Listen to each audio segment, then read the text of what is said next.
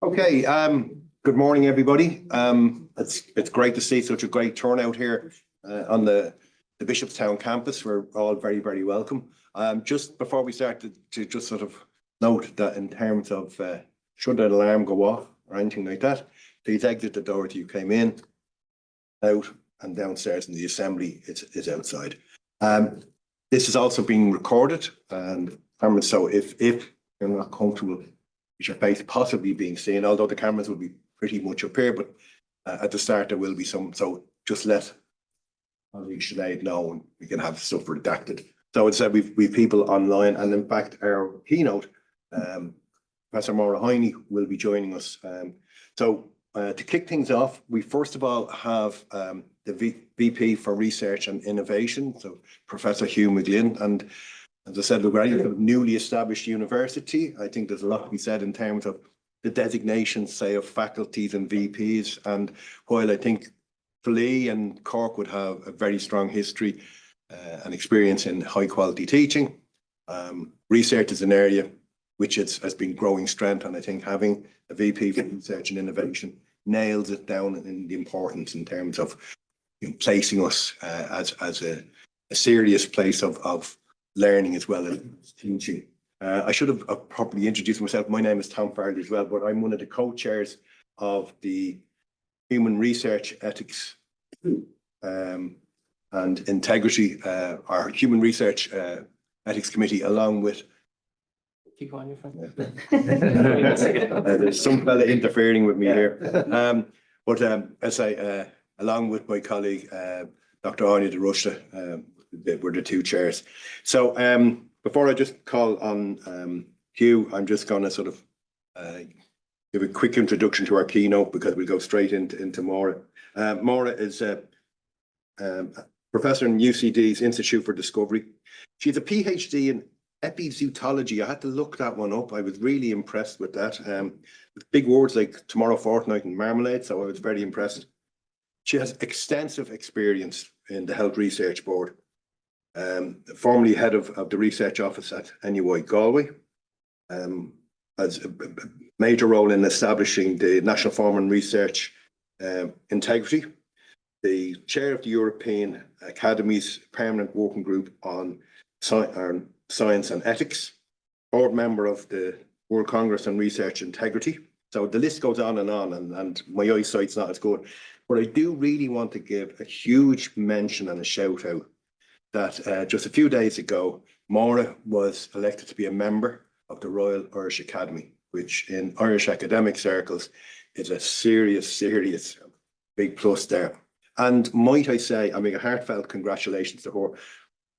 But can I just say as well, I think it's, apart from her personal recognition, the area that she has championed. And I think all of us, if I may be so bold, Maura, that we can all share a little bit and bask in that in terms of putting research ethics and integrity in the limelight in a way that the Royal Irish Academy is recognising. So a personal congratulations to you and a personal thank you from me and everybody involved in research ethics and integrity. So without any further ado, I'm going to call on our VP for Research and Innovation, Professor Hugh McGlynn.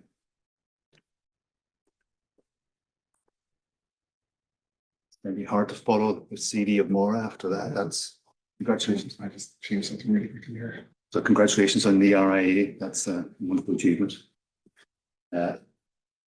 Tom kindly introduced me. I'm the new VP for Research and Innovation here at NTU. So welcome, first of all. Welcome to our INGENIUM partners. Welcome to colleagues from UCC. Welcome to our staff and students I hope are here. One of my own students, it's great to see. So it's good to see that coming down through the university. Tom had indicated that we, as a relatively new university, so as of the 1st of January 2021, so we're almost 5 years old, we're in a new place. We're a merger between two existing institutes of technology, span across 6 campuses, approximately 18,000 students, 2,000 staff. So we're there, but one of the ethos now is to grow our research and research with impact. And we're very much of the vein multidisciplinarity. And as you can see, this event touches greatly on that. So on behalf of our president, Professor Megan Cusack, welcome to our Bishopstown campus. It's a fantastic facility, as you can see out with this is where we call it our architecture factory, but we use this space as well for obviously meetings and events and CPD. So I'm keen to welcome all our online participants, and I know Maura, you're taking a break from a holiday, so thanks for coming in to do it. I'm looking forward to a keynote speech. So Seán, Tom, Anya, Sinead, all the work that's been going on in the background. So just from the start, just to congratulate putting this together. It's great to see, I think we have 5 partner countries represented here. The MARI, the Multidisciplinary Approach to Research and Integrity and Ethics, is one of 20 projects that were funded through the INGENIUM Research Groups 2024. But it's the only project on which the 10 university partners are all fully participating. And as we launched this, I know Seán had indicated to me that when we looked at our SWORD online, our repository for research materials, that it's available in all 10 dialects and languages of all our partners. So that in its own right is a testament and great work for all. So, and Seán had indicated to me at the start that it was an easy task bringing people together because it's an area in which people see that the need for developing these principles and a statement of intent. We're in an era, I suppose, now that research ethics and integrity is relevant.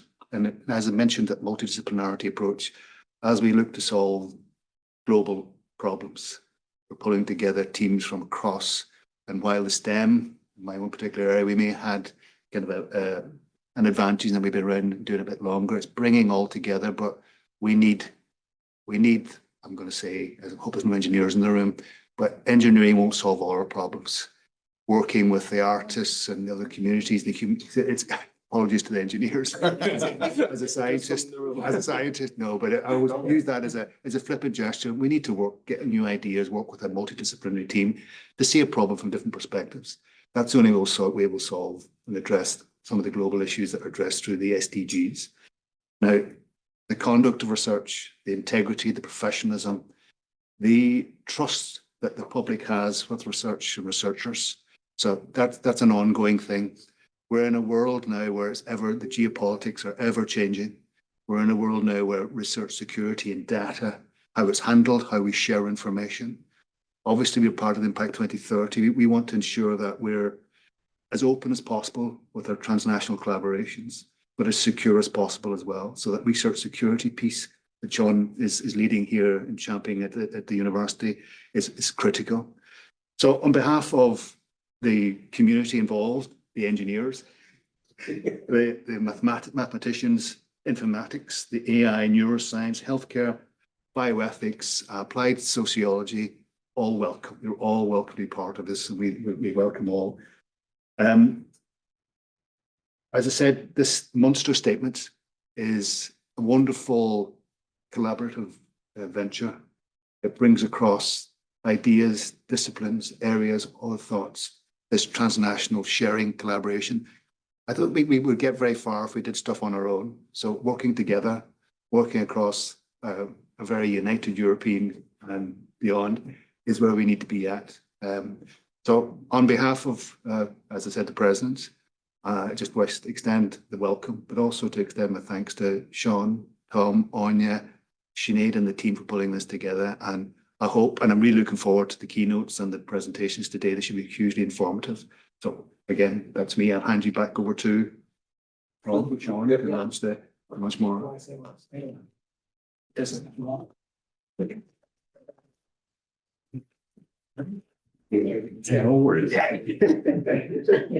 Okay, so do we have as a sort of back channel, there's a QR code there. People just want to put in some comments or thoughts or whatever it is. We're just going to try and capture that as we go along then, like that.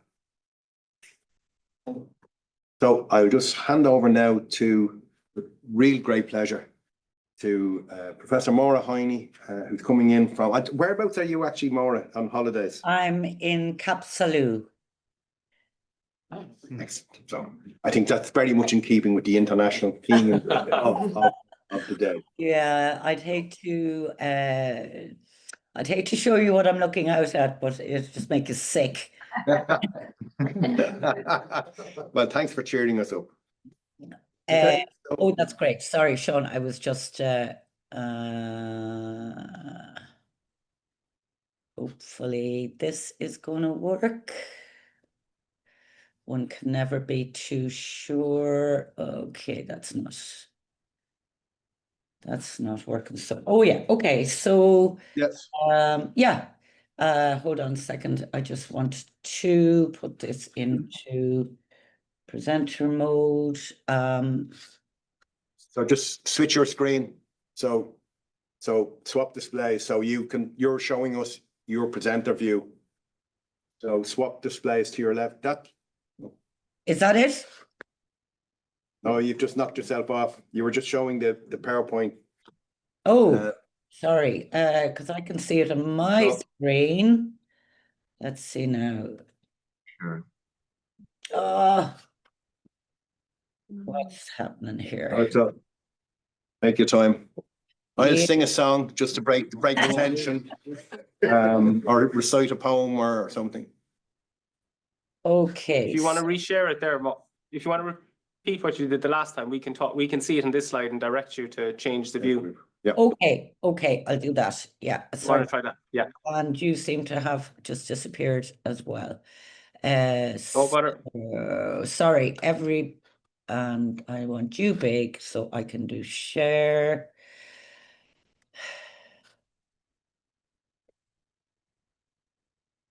What are you saying?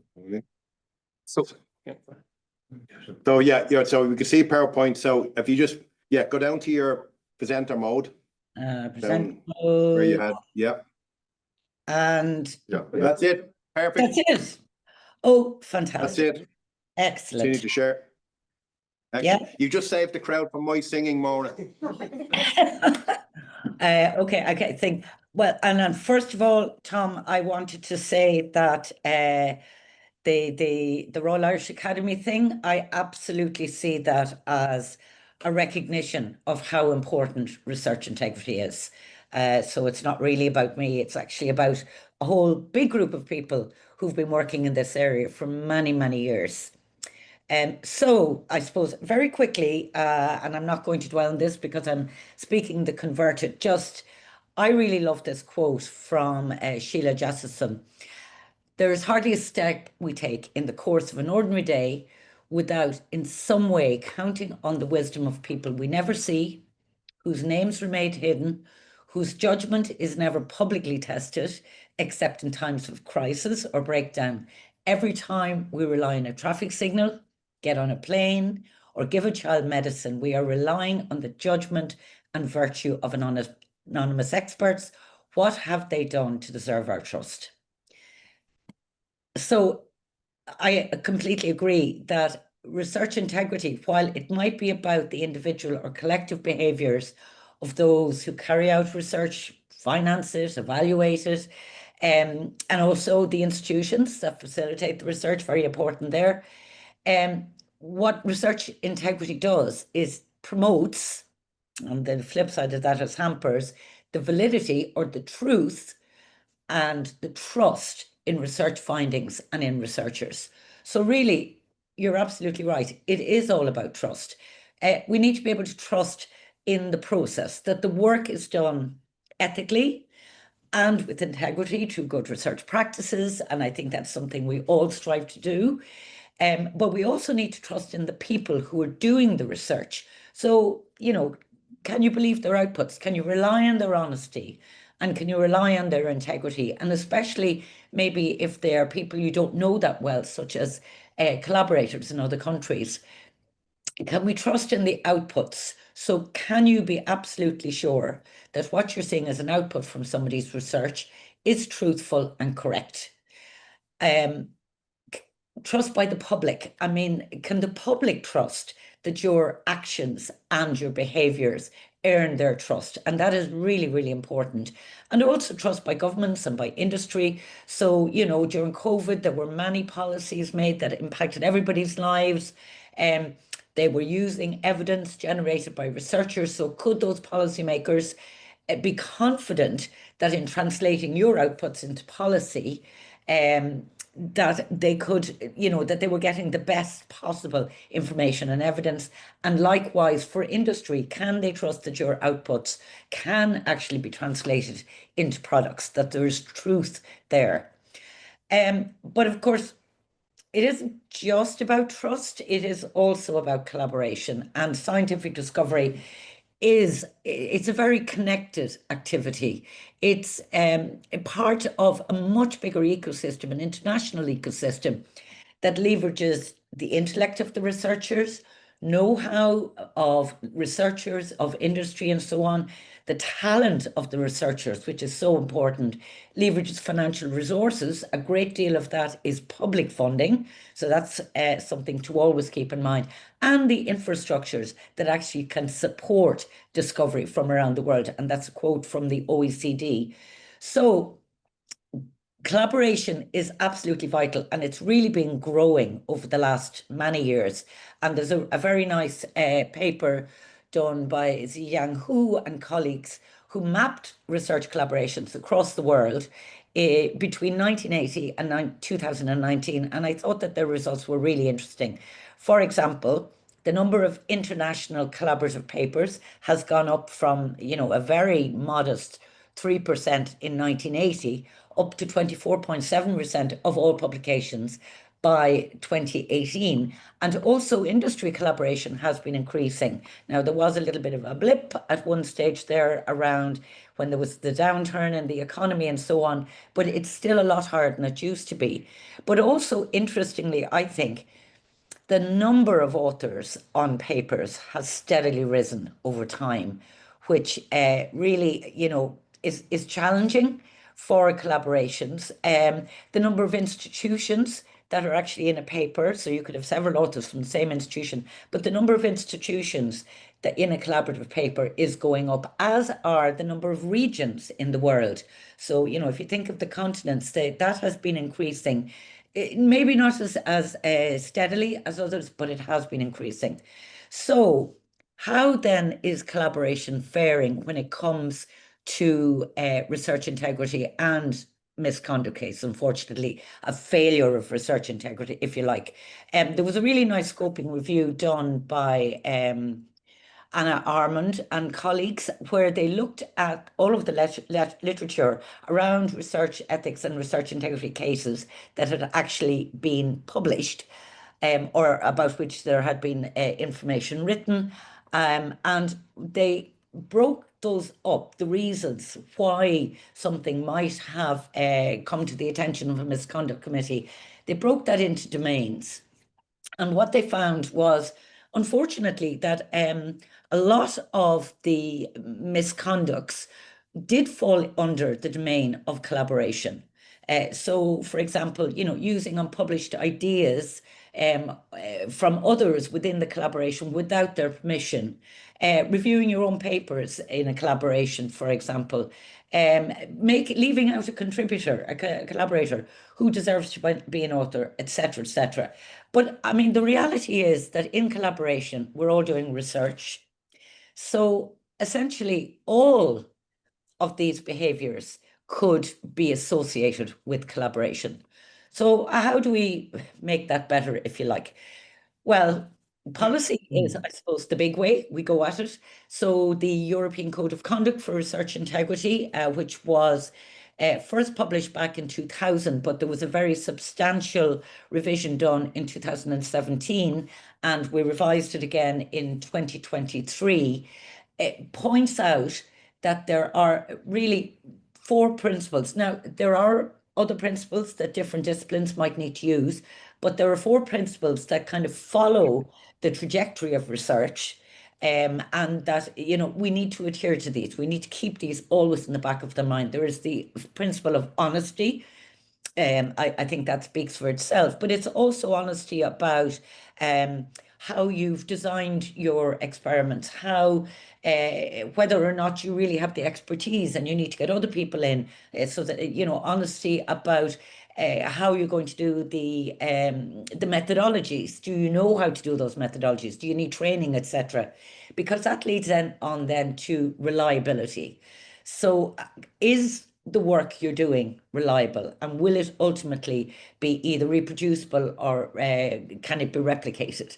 And that is about, you know, using the right statistics, using the right methods, using making sure that everybody who's doing the research has the right skill sets, you know, be reliable in how you manage your data and collect your data and store your data, or your artifacts, or whatever it is you're doing. But if that research is also working with humans or animals, respect becomes a really important principle. So that, I suppose, really speaks to the ethical elements. Are you respecting, for example, participants in a clinical trial? Or are you respecting the animals that you use in testing out a particular drug in phase 1 or whatever? So respect is really important, because it's also respect for your colleagues, for the environment, for cultural heritage, for diversity within a team, for example. And ultimately, we are all accountable. We are all accountable for the work that we do. There is no point sort of pointing to somebody else. Every single one of us needs to step up and take responsibility. The European Code of Conduct, and I'm not going to say anything much about this, its core is the research environment. So that is very much about the institutional responsibilities to allow people to be good researchers and to have good research practices and have behaviours that will engender good research practice. So the research environment is also about the research culture that's within an institution. And then there are a number of specific areas around that where we provide guidance on how to do things properly. So in collaborations and safeguards and publication and so on, how do you do those things well and with good research practice? It also touches on the unacceptable research practices and fabrication, falsification and plagiarism, but I don't want to dwell on those here. We're going to have a nice positive day today. So research integrity collaborative frameworks are really, really important, because the European Code of Conduct, while it may have a section on collaboration, really isn't covering all of the things you need to think about when you're collaborating. Back in 2022, the National Research Integrity Forum published a framework to enhance research integrity in research collaborations. And they had, while they were talking about academic collaborations very much, they also included industry. And we, you know, the technology transfer offices were very much involved in this. And again, that set out the principles in the European Code of Conduct, and also just, I suppose, reminded people that when they're putting together collaboration agreements, they need to be thinking about research integrity. So they need to be thinking about how they're going to govern their research, what methodologies, who's going to be an author on a paper, etc., etc. All of those conversations that is really, really important to have before you ever start a collaboration. So I was really delighted then to see the Munster Statement coming out. And I'm really honoured to be here today talking about research integrity, because I think this is a really important statement where they have basically worked hard. And I know how difficult it is to get agreement when you're dealing with people from lots of different institutions and countries, to agree on principles of both research ethics and research integrity. And I note that in terms of research integrity, they've actually used the principles of the European Code of Conduct. And then they go on to sort of expand on that as to how you can work with integrity and with an ethical perspective in a collaboration. So I am really want to congratulate you on this framework, because it's I think it's a really important addition to the literature in this area. And there aren't, by the way, that many frameworks around collaboration. So, you know, Ireland is definitely leading the charge on this one, but of course with your European colleagues when it comes to this Munster Statement. And I was asked to say a word about collaboration and security. And essentially, I mean, I think that research security, which is very much in the news at the moment, and research integrity are very strongly linked to each other. So, I mean, they're both about having a resilient research ecosystem and about being transparent, but also about managing risk. And the OECD did a very nice report quite recently where they looked at research integrity and security. And what they said was that the responsibilities for research integrity and security are distributed across multiple actors operating at different scales in the international research ecosystem. So that is the resilient research ecosystem that we're talking about. And those multiple actors include governments, they include research funding agencies, they include institutions, they include academic associations and intergovernmental organizations. And the report identified a number of challenges that we're facing when we talk about research security, because we do not want this to damage the possibilities of collaboration. But unfortunately, we are seeing increasingly forceful efforts to unfairly exploit and distort the open research environment. And I'm a huge believer in open research. It's absolutely key for collaboration. But I suppose an unintended consequence of that is that people can take that information and use it in ways it was never intended to be used. Also that there could be unauthorized information transfer, so data transfer to colleagues who turn out to be bad actors or to governments and so on. So that can make people a little bit nervous about who they give their data to. And I suppose they should rightly think about the risks of that. There have been instances of foreign or domestic interference in public research. We only have to look across the pond to see some very significant interference in public research in the US, where people have been told what they can and cannot work on, words they can and cannot use, and so on. So, I mean, this isn't just about China trying to take everybody's data. This is about governments interfering with how research is done in the public domain.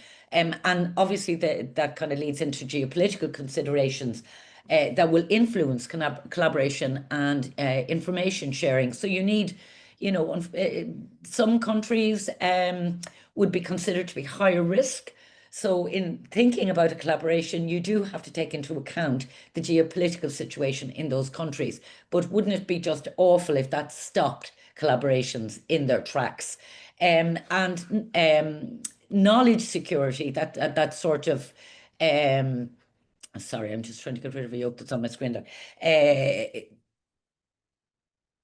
can be so that sort of the security of the data and the information and the know-how, et cetera, that we generate, that can really be undermined through sort of either covert or overt influences in higher education and research.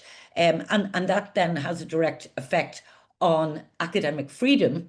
But also what it is doing, and you can see this in the States, is leading to self-censorship, which I think is the most dangerous thing of all, because people are afraid to voice their opinion or use their academic freedom in a way that they would have been able to do up to quite recently. So, oops, sorry, something seems to be going on here.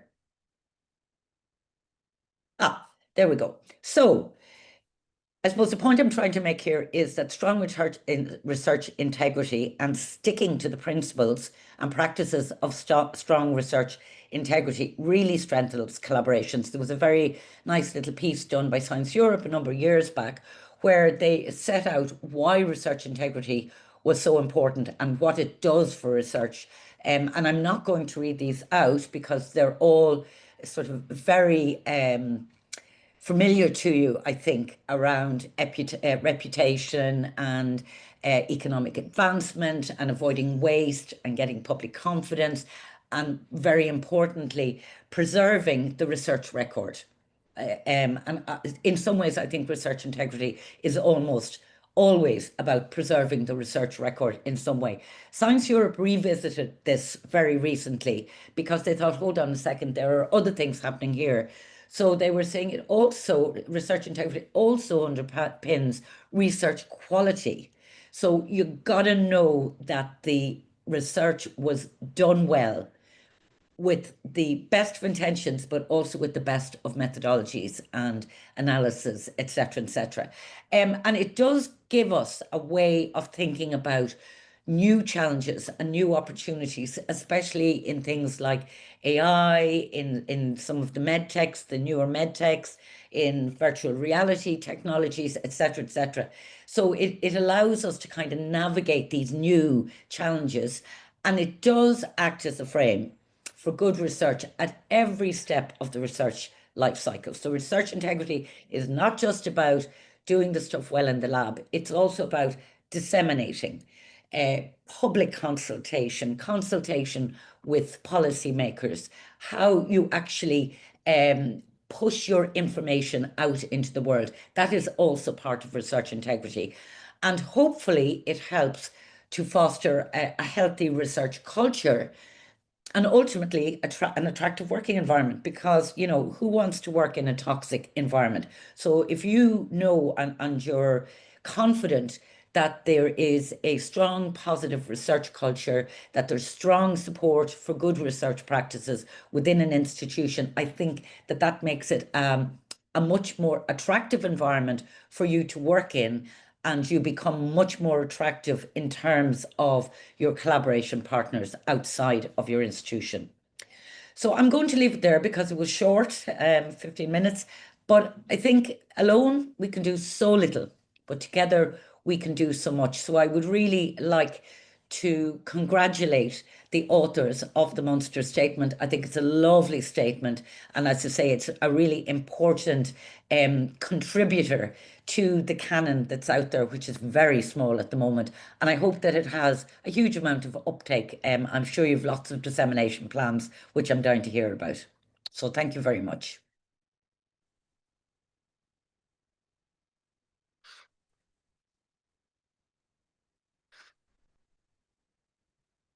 So thank you very much. Certainly uplifting and encouraging, and God knows we probably need a bit of uplift and encouragement there, Maura. But you're right. I think like the whole thing around collaboration is so important. And as I said, for me personally, working on this particular project, that has been a real one of the best things to be involved in for many years there. Like, and just to hear the different voices and people coming together. And as you said, if ever we need good standards and stuff.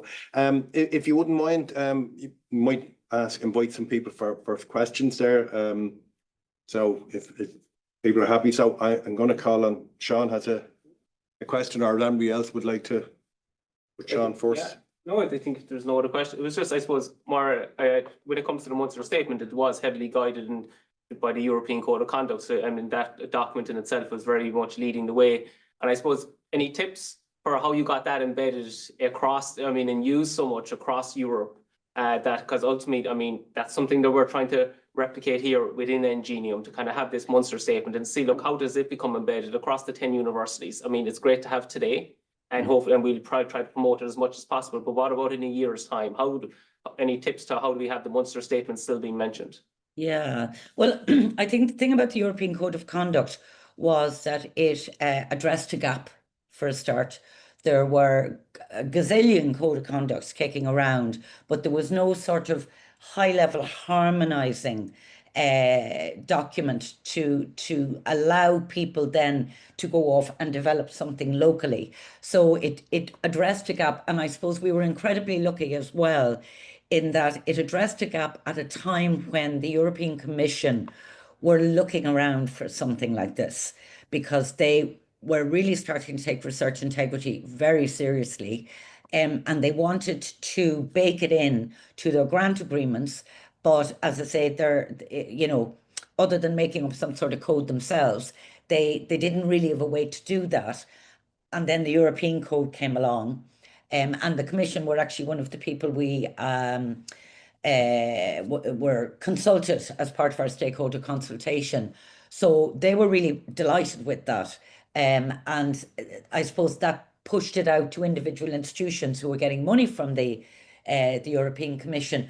But I think as well, as I say, because it addressed a gap and a need, and people were looking at that point at developing national codes. And for example, in Ireland, and I see Anita there, there was, you know, this was a piece of work that was going to start in Ireland as well. So it was great then to have somewhere to start, even if you localize a code or a piece of legislation afterwards to suit your own particular circumstances. It's always good to have somewhere to start. And I think that that attitude actually was mirrored across Europe. So, you know, I think some of it was luck, some was timing, and certainly some was good fortune in terms of the European Commission actually coming on board and really embedding it into their own programme. As to what you might be able to do, I think you are addressing a gap. As I said, there's very little, I mean, other than the collaboration framework that the National Research Integrity Forum has done, I really haven't seen any other guidelines around collaboration. You know, there's very nice papers about it. There's some very long-winded documents about it, but something that's so very crisply written as the Munster Statement, there just aren't that many of them out there. In fact, there are very few out there. So I think you may be after hitting the zeitgeist, because there is definitely a gap and a need in this area. And yeah, and just keep banging the drum. Offer to talk everywhere about this. Brilliant. That's very encouraging. Thanks. Any other questions from the audience here? I have one from here. So, are you more positive or less positive about research integrity challenges in the future? If you'd asked me 2 years ago, I would have said I was very positive. I mean, I'm not giving up the ghost on this one, but you know, every time something, I think that it's a wicked problem. I think that's the reality of it. This research integrity is a wicked problem in that, well, or at least research misconduct is a wicked problem in that, you know, it's got many different sources and drivers. You know, it's like a, what do they call the whack-a-mole? You deal with one and something else pops up. You know, the research environment is constantly changing. But I think also that there is much more discussion about research integrity than there would have been 5 and definitely 10 years ago. And there are some really brilliant initiatives like Maura, looking at one of the drivers, let's say, of bad behavior. So, you know, this was always going to be a long haul. This was always going to be a slow process, because what you're trying to do is change culture. And changing culture is really hard. We're trying to turn that elephant round on the stairs. But I think, you know, we have to keep taking bites out of the elephant. We have to keep trying to deal with, you know, individual, I suppose, drivers. But I mean, I suppose we also need to collaborate across all of these different strands more. And I think something like the World Conferences on Research Integrity is a great way to do that, because you can pull all of the different elements together in one place. So I think we just, I'm still positive. I'm still positive that we can make progress. Excellent, thanks. Hopefully this statement has helped somewhat move things along. So just want to, Maura, just thanks again for taking time from your holidays. It's really, really appreciated. And the endorsement from yourself there, if I may call it endorsement or encouragement, certainly means a lot to us. So, so listen, once again, Maura, can we just thank you again and go back to your holiday? Thank you. Bye now. So we're going to be joined by a number of the members, but not now. No, okay. You know what? He won't let me do it. Sorry. I'm building up to it, and he had to jump in. Sorry. I have one wife already. I'm going to sing. No, but we are going to be taking a break, and we'll be joined, or we'll be kicking back off at, Yeah, we're not doing the break yet, though. not in the break yet, no. Okay, how was it? Yeah. My apologies, I was wrong. Okay, I'm frequently gonna call up Seán. All right. Thanks, Tom. So we've talked a good bit in the last, I suppose, 40 minutes maybe about the Munster Statement, and I think it's actually important maybe to just talk about the journey that it took to actually get to that Munster Statement and what actually is it, because it's been mentioned, but we haven't actually seen anything of it. So maybe just to spend a couple of minutes on that, if you don't mind. So I'll just get my own slides ready here. And just for those online, there was a link there in the chat to, if you wanted to ask any questions, that you could use that. And obviously anyone in the room, I'm going to share my slide here now in a second, and you can scan the QR code, or obviously you're in the room, so you can actually just put up your hand and ask. This should work there. Perfect. Okay, so my name is Seán Lacey. I'm the Research Integrity and Compliance Officer at Munster Technological University, and I actually had the pleasure of leading the team that actually led to this Munster Statement on the principles of research ethics and research integrity. And really, I suppose I want to just talk about the actual team and the work that the team did, because there's so much, and I know everyone in the room and online will be aware of this. So much work happens behind the scenes, but I mean, often what we see is we see the result. The result is like the tip of the iceberg, but what happens underneath the water? So I think it's just to allow us a small bit of time to actually share that, if you don't mind. So there was a team, Hugh mentioned it, about Marie. So Marie was a multidisciplinary approach to research integrity and ethics. So that was a team that we established. There was a funding call through INGENIUM around January, February last year, looking to bring together researchers across the alliance to collaborate on research projects. What we looked at is the idea of, look, could we collaborate maybe and try to have a consensus view on how do we conduct our research in terms of research ethics and research integrity? So, and it was very important that if we were looking to do something like that, that it would be across all the 10 universities. It wouldn't be just, and I don't say just in a negative way, but it wouldn't be that it would be 5 or 6. It had to be across all of them. And that was, I suppose, an effort and a journey in itself to actually find the people that actually had that mindset, that actually that drive to actually have a I suppose, a consensus position or a statement, which obviously is going to be that Munster Statement. And I'm just going to mention the team because it is important that everyone actually gets recognised. I have the pleasure to actually stand here to actually talk to the Munster Statement. Tom as well is a team member, but there are others behind the scenes. And just to spend just a couple of minutes maybe introducing them, and I am going to flag it now in advance. Some of the, not the names of the people, I'm comfortable enough with that. Names of universities, some of them I will get wrong. So I mean, no offense to anybody that's obviously in the room or online, but we'll give it a shot. So myself, I'm Seán Lacey from Munster Technological University. Then we have Dr. Nina Ervala, who's a principal lecturer in acute nursing care from the southeastern Finland University of Applied Sciences. We've Professor Aristotel POPESCU, Professor of Mechanical Engineering from, and this is the tricky one, Gheorghe Asachi Technical University of Iaşi. Thank you very much. Thank you very much. We've Professor Vasilinki Patusi. Vasilinki is a professor of sociology of law and deviance. I have it here, but I'm trying to make eye contact as well. And this would be from the University of Crete. We have Professor Ziad Mahani, who's online. He's a professor of applied ethics, and that's from the Karlsruhe University of Applied Sciences. We have Professor Irene Diaz Rodriguez, Vice Rector of Research at the University of Oviedo, and also a Professor of Artificial Intelligence. We've Dr. Andrea Pizzazzi, who's from our Italian University of Gabriele D'Annunzio, University of Chieti Pescara. Andrea is actually leading out in his own conference at the moment, so we're delighted to be joined by David Petroni here on behalf of that university. We've Dr. Anya de Rushta, Senior Lecturer in the Department of Applied Social Studies from Munster Technological University. Dr. Oskar MacGregor, Senior Lecturer in Informatics from the University of Skövde. Dr. Tom Farrelly, I might as well give you a proper introduction, our chairperson today, and a lecturer in the School of Health and Social Sciences at Munster Technological University, and a real advocate for technology enhanced learning and a real champion for open educational resources as well.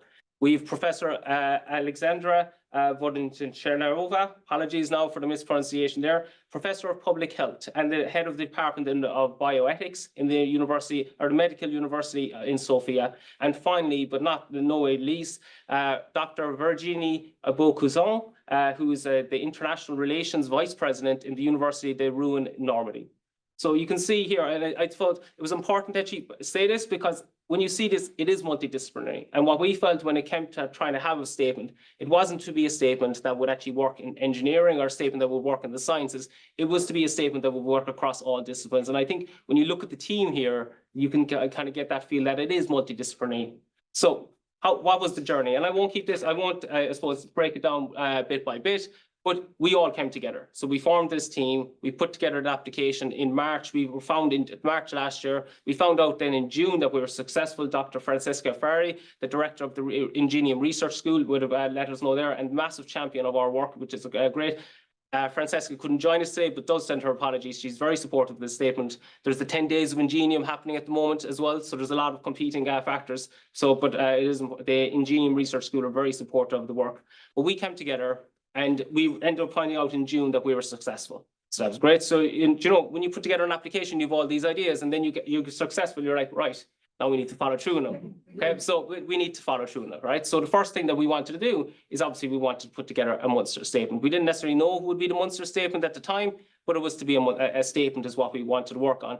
And it would have been from June of that particular year, of last year, up to around January, I think, of this year, is what it would have been the work in collating the various documents, both nationally, both locally, nationally, and then internationally, in terms of research ethics and research integrity. It was important then, and this was really important to us, is that we were kind of, you know, a group of 12 people actually in total, very like-minded individuals. So we could draft something and probably reach a consensus. It didn't take it a whole lot to actually reach that consensus. But what about when we look at the stakeholder feedback? And that was important because we wanted to write a statement that was going to be of benefit to the research community. So a key component of the actual journey was that feedback. So we shared our statement, all representatives from the Marie team shared the statement locally to get the feedback from their VPs, from their research ethics committees, research and innovation committees, senior researchers and stuff, to get the feedback on the actual statement. And that would have been February and March of this year. We would have collated that feedback, kind of addressed it, and then that led to this unveiling in May 25. And I remember when we put together the proposal like this, actually at times seemed, oh, it is a big moment, but it seems so far away, and it's amazing to think we're actually here. This is it. This is the moment, because this is a milestone. And it was great to hear Maura, Hiney there, and massive congratulations on the Royal Irish Academy membership, Maura. That was brilliant to actually see. But great to see Maura and championing this statement on behalf. But this is not the end. In a way, I would actually nearly say this is a milestone. In a way, it's a start of another step, because in a way, and the team would probably be sick of me saying this, paper doesn't refuse ink. We can write these things. But I mean, what about implementing it? And implementation is really key, and that is part of the Marie project as well. So our next part would be that we are putting together a framework on actually how do we implement this. So we talk about principles of research ethics, principles of research integrity. We talk about what's research misconduct, unacceptable research practices, but how do we kind of implement the good stuff and avoid the bad stuff? So we're going to be putting together a framework on that. But you needed the statement first. You needed that statement for everyone to kind of, yeah, we're in this position, now let's build on it. But then also the INGENIUM Research School were such a support of our actual statement that they want us actually to roll out training as well. And so that's actually a great, I suppose, reassurance for us that we're on the right track, that the INGENIUM Research School actually want us to do that training, and that will be over the next year as well. And for us, I suppose it's a case of, look, we are here today. I'm very proud to be here today, but it's not the end. It is actually just, it is a milestone, and hopefully there will be another milestone in time to come. Okay. Just wanted to kind of give a sense of the work behind the scenes. I obviously touched on it already, but like we are 10 universities. All 10 universities had local and national policies, procedures around research ethics, research integrity. Some of the universities would actually have legislation on it. So that's very important. Then if we were going to be writing principles, that it was actually aligning with all those documents, and particularly with the legislation. So we could not be reinventing the wheel, and we didn't have the idea of reinventing the wheel. We wanted to be a case of where INGENIUM actually are getting behind and have this consensus view, because there's all these statements locally, nationally, and then all these ones internationally as well. And we wanted to bring all that information together to say kind of, look, how do we coalesce this? How is this applicable across the 10 universities in INGENIUM? And that's what we try to achieve with this Munster statement. When it comes to the actual Munster Statement, then as one thing first, and it's something we're really passionate about, is that when we share research outputs, that the outputs should be openly available and they should be accessible. And this would align with obviously our Sustainable Development Goals, Goal 16, Target 10 calls that out. And we would have mentioned it in our application. That was going to be one of our ambitions as well. And with that, then you have a QR code here, and this QR code will appear on all the next few slides, is actually the QR code to the statement that you have. And that statement that there is openly available, there's a DOI associated with it, and so it is there, and it is fixed.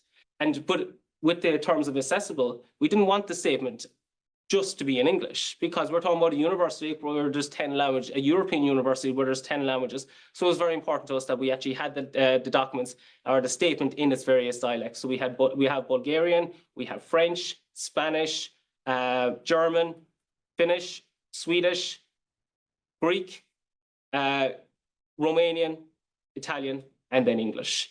And that was a body of work, but that was a very important body of work for us, because it was great to have, we had this consensus view, but we want people to be able to implement it. And we wanted to make it as easy as possible for people to actually implement it. And so it was very important for us that we had the statement in those 10 areas. Are we for time there, Tom? Yeah, perfect. So I just want to mention the principles. They're there in the document, but it is, I suppose, it's just to mention it, how we're putting it together. When it comes to research ethics, this was the trickier one, I'd have to say. The research integrity one, because there is the European Code of Conduct on research integrity, it was kind of straightforward to a certain extent that you were going to be signposting to that, even though not all 10 universities would have actually been kind of maybe signposting to the European Code of Conduct internally. But the fact that you'd say, look, there is this European Code of Conduct, that was the easier one to kind of align everyone with. Now, I'm not saying that it was hard to do for us here, that there was infighting or anything like that, but it was a case of research ethics. There's a lot of principles out there, especially when you look at those international documents that I did a screenshot of. There was a lot of principles. And those documents that I took, that were there on the previous slide, that was about human research ethics. But then there's also animal research ethics. Then there's societal research, environmental. And it was important that when we looked at these policies or put together the principles, it was to cover all of those. It wasn't just to be, and I don't say just to be diminish it, it wasn't just to be human research or animal research, it is to be collective. So what we did is we looked at them and we put together these 4 principles with reference to what was seen as good practice nationally and internationally on it. And those 4 principles for research ethics, and I'm happy to take any questions on it, but obviously very conscious of time as well. So I'm just going to mention them here. So the 4 principles for research ethics was beneficence, justice, non-maleficence, and research merit. In the actual document, if you download it, you'll see that these are all expanded on. And also even a prelude to these is we give definitions to what is research ethics, what is research integrity, what is research misconduct, what is unacceptable research practice. Because again, we're talking across 10 universities, 10 different countries, 10 jurisdictions. So it's to be clear in the statement, like what do we mean by each of these terms as well. When it comes to research integrity, we have the 4 principles that Maura called out from the European Code of Conduct. We have, I just can't see with the screen there. Obviously, I remember it. Anyway, we'll go with accountable, honesty. It's just the screen here. It's covering it, honesty, reliability, and respect. So there are 4 principles. But then the flip side of that. So obviously they're the good things, but we have to be aware of then what are the bad things that we want people to be avoiding. And it's on us then to try to, I suppose, to implement trainings to actually ensure that researchers avoid these in the collaborations. So when it comes to the research misconduct, we have our FFP. We have their falsification, fabrication, and plagiarism. They are the main, obviously the most serious types of research misconduct. But then there are many instances of where there could be unacceptable research practices. And it's important that they would be called out in the document as well. So this is where you'd have data-related misconduct, or sorry, data-related unacceptable practice, publication-related, behavior, and financial. And so they're all, again, this obviously just the headings, the document actually breaks down, it gives descriptions of each one of these as well. What's next? I would have touched on this. I would have said it already to a certain extent. The next step, because this isn't the end, the next step is the framework. We are working on that framework, which basically shows researchers how do we implement these good practices that we've highlighted in the statement. There's going to be training. This is with support of the INGENIUM Research School, training around responsible dissemination, research data management, research methodology, statistical analysis planning. Again, kind of training to support our researchers across the 10 universities in this. And also there's going to be dissemination. This is a form of dissemination. There's going to be newsletters. We actually are doing a scholarly communication on our own collaboration, kind of a dialogical reflection, like how did our own collaboration work? Because there's very little like research evidence out there of actually what's working in these collaborations as well. And that's part of our application. We called that out in the application. We actually have research ethical approval in place that we're doing that as an actual group as well. Last thing, and everyone in the room and online will appreciate that these things don't just happen. There are acknowledgements. The first one to acknowledge would be our local stakeholders. We wrote a document, but was the document going to be any good? So we reached out to many colleagues and friends across the 10 universities for their feedback, and they gave us that feedback. And that helped us inform and to have a statement that hopefully will be of use to everyone going forward as well. I'd like to acknowledge Sinead Hanrahan. Sinead's our digital scholarship librarian in Munster Technological University. She's the one who would have minted all these DOIs and uploaded all the various documents up into our institutional repository. There's time for that. And unfortunately, we didn't give her loads of time to do that. So thanks very much to Sinead for the turnaround in doing that. Yes, exactly. Maureen Lemercier from University de Rouen in Normandy did phenomenal amount of work behind the scenes for us to support us, especially with the translation of the document to French. And it's important to acknowledge Maureen and that work. Thank you very much, Maureen. Sinead MacDonald here locally in Munster Technological University did loads of work in actually, I suppose, getting this event ready, but actually in the document behind the scenes, the formatting the document and communication with all this, the Marie members. So thanks very much for that. The INGENIUM Research School. It's because of their funding call. They put out the call to kind of bring researchers together. Obviously, we responded to that, but that was the catalyst, was the call from the INGENIUM Research School. Like, we wouldn't be here in this only without them. So massive thanks to them. Massive thanks to the Marie team. Like, I'm here presenting it. Well, my name gets mentioned a bit in the various presentations here, but we're part of a team. And like, this wouldn't be possible without the team. And I've thanked them very much for putting faith in me to actually be presenting this on their behalf. But it is very much a team effort. And the last thing then for this, and this, I suppose the event isn't over or anything like that, far from it. But thanks to everyone here that's come to support the event, both in person and online. Like, these events, like, we believe in it, but it's great to see that there's people in the room, people online that also believe in it. And so thanks very much for that effort as well. Thank you.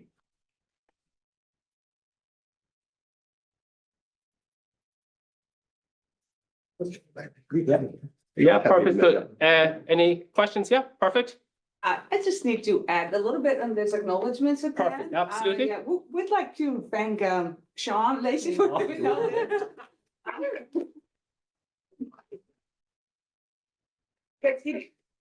I mean, you took great care, not only for the text in the document, but for addressing each and every one of us and making us feel unique and special and contributing and all that. What else am I forgetting here? Well, Sinead, of course, we have to thank, and I personally have to thank you for taking care of us being here in such a caring and fun way. Thank you very much. Thanks, Leslie.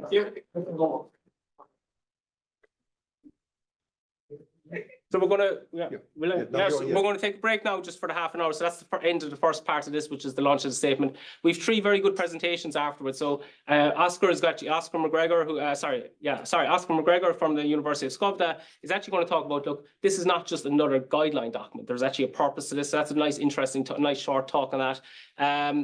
Professor Aristotle POPESCU is going to talk about the ethics in engineering and the standards of professional integrity. There you go, engineering, yes. And I'm just going to maybe just kind of just close then with just a couple of examples of how we'd see the Munster Statement in practice, because it is about implementing it. And look, how do we actually see that actually happening? So that'll be after the break. And I know those on here in the room, we've teas, coffees outside for the next 25-30 minutes. Those online, I'm sorry. That's tea. But we will start off sharp on the hour. I know everyone's from different areas. So locally, if you look at your watch, the closest hour, that's when we will be starting back. Thanks very much, everyone.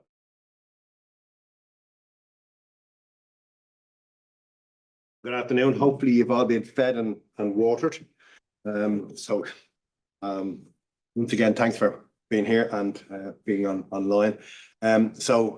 Maura, our keynote was online, and our next presenter is also coming in online. Unfortunately, can't be here, but I suppose in keeping with the whole hybrid nature of it, it probably works out well. Although he is missing out on a lovely trip to Cork, but he's not bitter. He's not bitter, and he's very happy for us. So. Now, Dr. Oskar MacGregor from the University of Skövde. The more I think about it, and then it just gets stuck in my head. So an ethicist, neuroscience, PhD in cognitive neuroscience.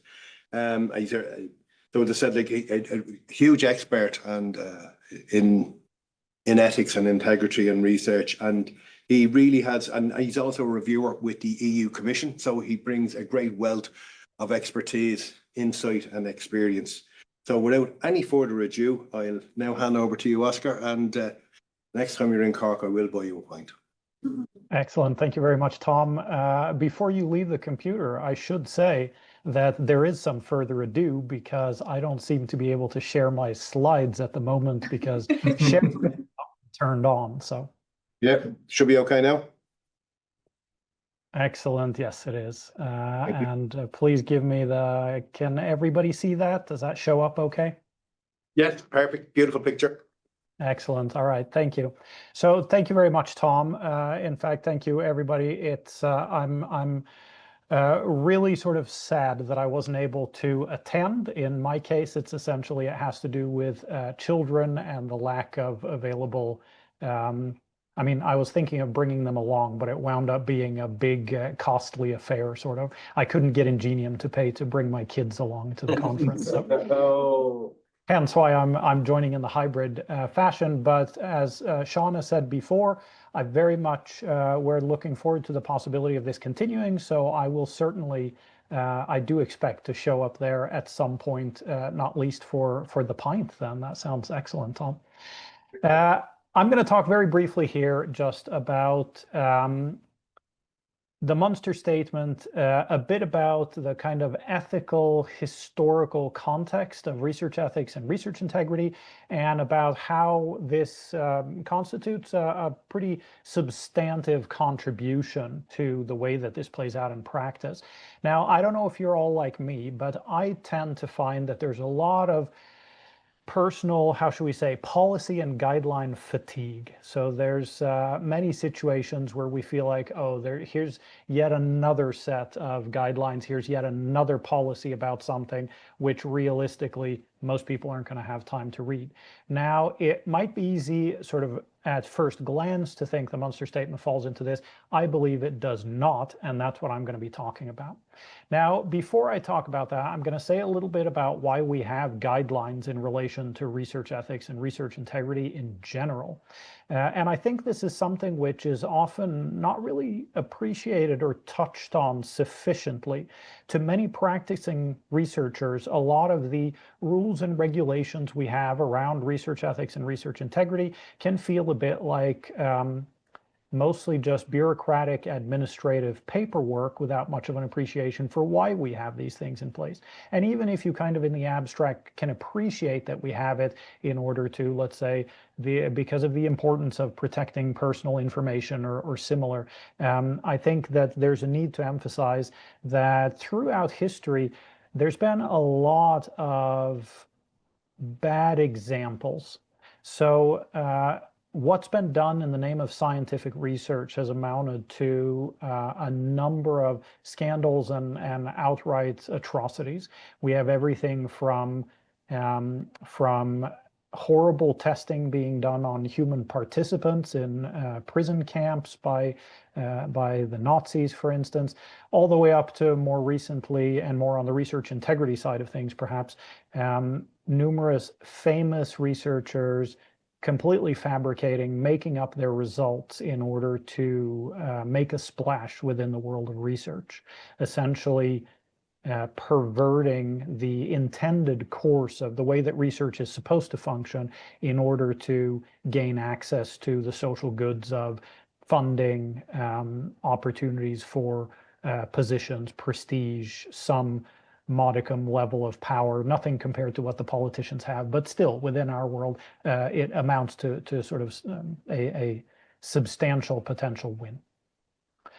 And for this reason, it's very crucial that we establish some sort of consensus on what actually is and is not permitted. So I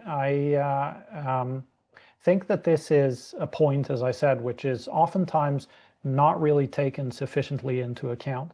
There's a lot of discussion among ethicists, there's a lot of debate about what is and is not okay, and you can generally find some argument for pretty much any viewpoint, no matter how radical it may be. In philosophy, it's called biting the bullet.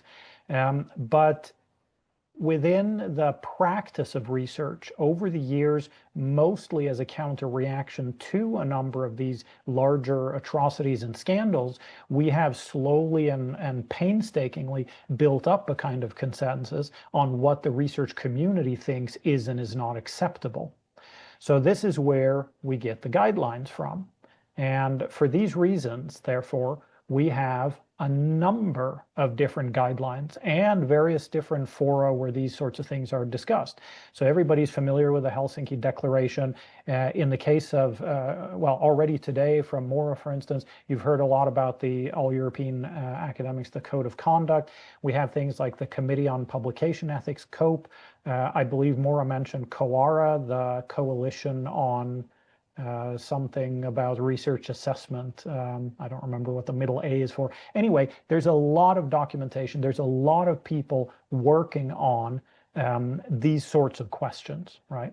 And there's no end to the number of documents that make statements on these different sorts of questions. Maura mentioned something, I think the term she used was gazillions of documents that exist in relation to some of the issues that touch on the kind of topic we're discussing here.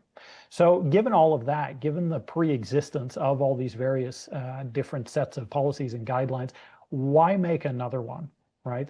What is the point of adding yet one more to this list of gazillions of documents? Now, to some extent, we've already heard that answered both by Maura and Seán now before the break. But just to expand on it, I think it's worth hammering home that there are still bad practices in science, and this is for a couple of different reasons, right? One of them is because just because we have guidelines and policies does not guarantee that everybody is aware of them, either individually or sometimes even institutionally. And even where people are aware of them, even where researchers are aware of them, there is still a risk, of course, that there are different sorts of problematic attitudes that persist. I think you can ask pretty much any PhD student, and you will find various different forms of horror stories about what at least some of the students, professors think is perfectly okay when it comes to adding arbitrary co-authors because I owe that guy from before, even though the person hasn't contributed. So in direct contravention to the sort of Vancouver guidelines or the ethos of COPE, right? Partly there's a generational change issue involved in this, but what it boils down to, the point I want to make here is that even though we have the guidelines, we still need to do a lot of work in making researchers more aware of their existence and what they actually entail in practice. So the Munster Statement comes into this because the Munster Statement is we've tried to develop it. I think Seán gave a really good overview of it before. We've tried to develop it as a sort of foundational document for the INGENIUM Alliance. Because the INGENIUM Alliance has recently started, it hasn't been around for that long, because the idea is to try to facilitate collaboration between the universities across numerous different ways. I don't know where the original idea comes from, but Seán was the one who approached me and I believe many of the other team members with the prospect of trying to put together this sort of shared resource for the Alliance as a whole. Now, the Munster Statement, as Seán discussed before, it mostly references other documents, other guidelines, such as the ALLEA Code of Conduct. And this then leads to yet another follow-up question, which is, why do we need it? What is the purpose of it if it mostly exists as a document that points to other documents in the sense? And I think this is what I think Seán, again, did a pretty good job of presenting this before the break, but what it's really about, what we spent all the time, the Marie team that worked on this, what we spent our time doing was trying to clear a path through the thicket of existing recommendations. Apart from policies and guidelines, of course, we have all the national and local kind of regulations, sometimes legislation. It differs from country to country or from region to region. And trying to make sense, for an individual researcher to try to make sense of all this, it's a big cognitive ask. It would take a lot of time and effort and concentration and personal resources to make sense of this thicket of information. So the Munster Statement is really a way of trying to collect and collate the most important information that's out there, because it's very important, and it was important to us from the beginning, to make sure that the guidelines that we provide aren't in contradiction with other important guidelines, and that they don't add to the confusion. We don't want to do what others are doing and then add additional interpretations that maybe are at odds with some of the existing interpretations, and so on and so forth, while at the same time it would be relatively redundant to simply repeat the same content that you can see in other places. So these two forces pull in two opposite directions, and what we tried to do was affect a sort of balance between them in order to make sure that on the one hand we are helping people understand which of the existing guidelines to focus on, while on the other hand making sure that we're not doing so in an overly redundant way. So you could say that in this case, what it all amounts to is that the Munster Statement really is a INGENIUM Alliance central statement that's primarily aimed to improve awareness of these sorts of issues and to function as a sort of harmonizing document that provides a shared foundation within the Alliance. And I think this has very substantive and substantial value for the Alliance as a whole, and it's been very exciting to follow the development of it. So being able to increase awareness, being able to establish the shared values, the shared foundation that makes up the perspectives that we within the Alliance take on research ethics and research integrity. That's it from me. I was told to keep the talk relatively short. Thank you very much for that. But before I finish off and open up for questions, I want to, in particular, thank Tom and Anya and Sinead and last but definitely not least, Seán, for all of their hard work leading this. It's been absolutely a joy to know that some of the more difficult administrative, bureaucratic, typo fixing sort of things can be handed over to your team and that I haven't need to worry about that. It's been an absolute pleasure. Thank you very much.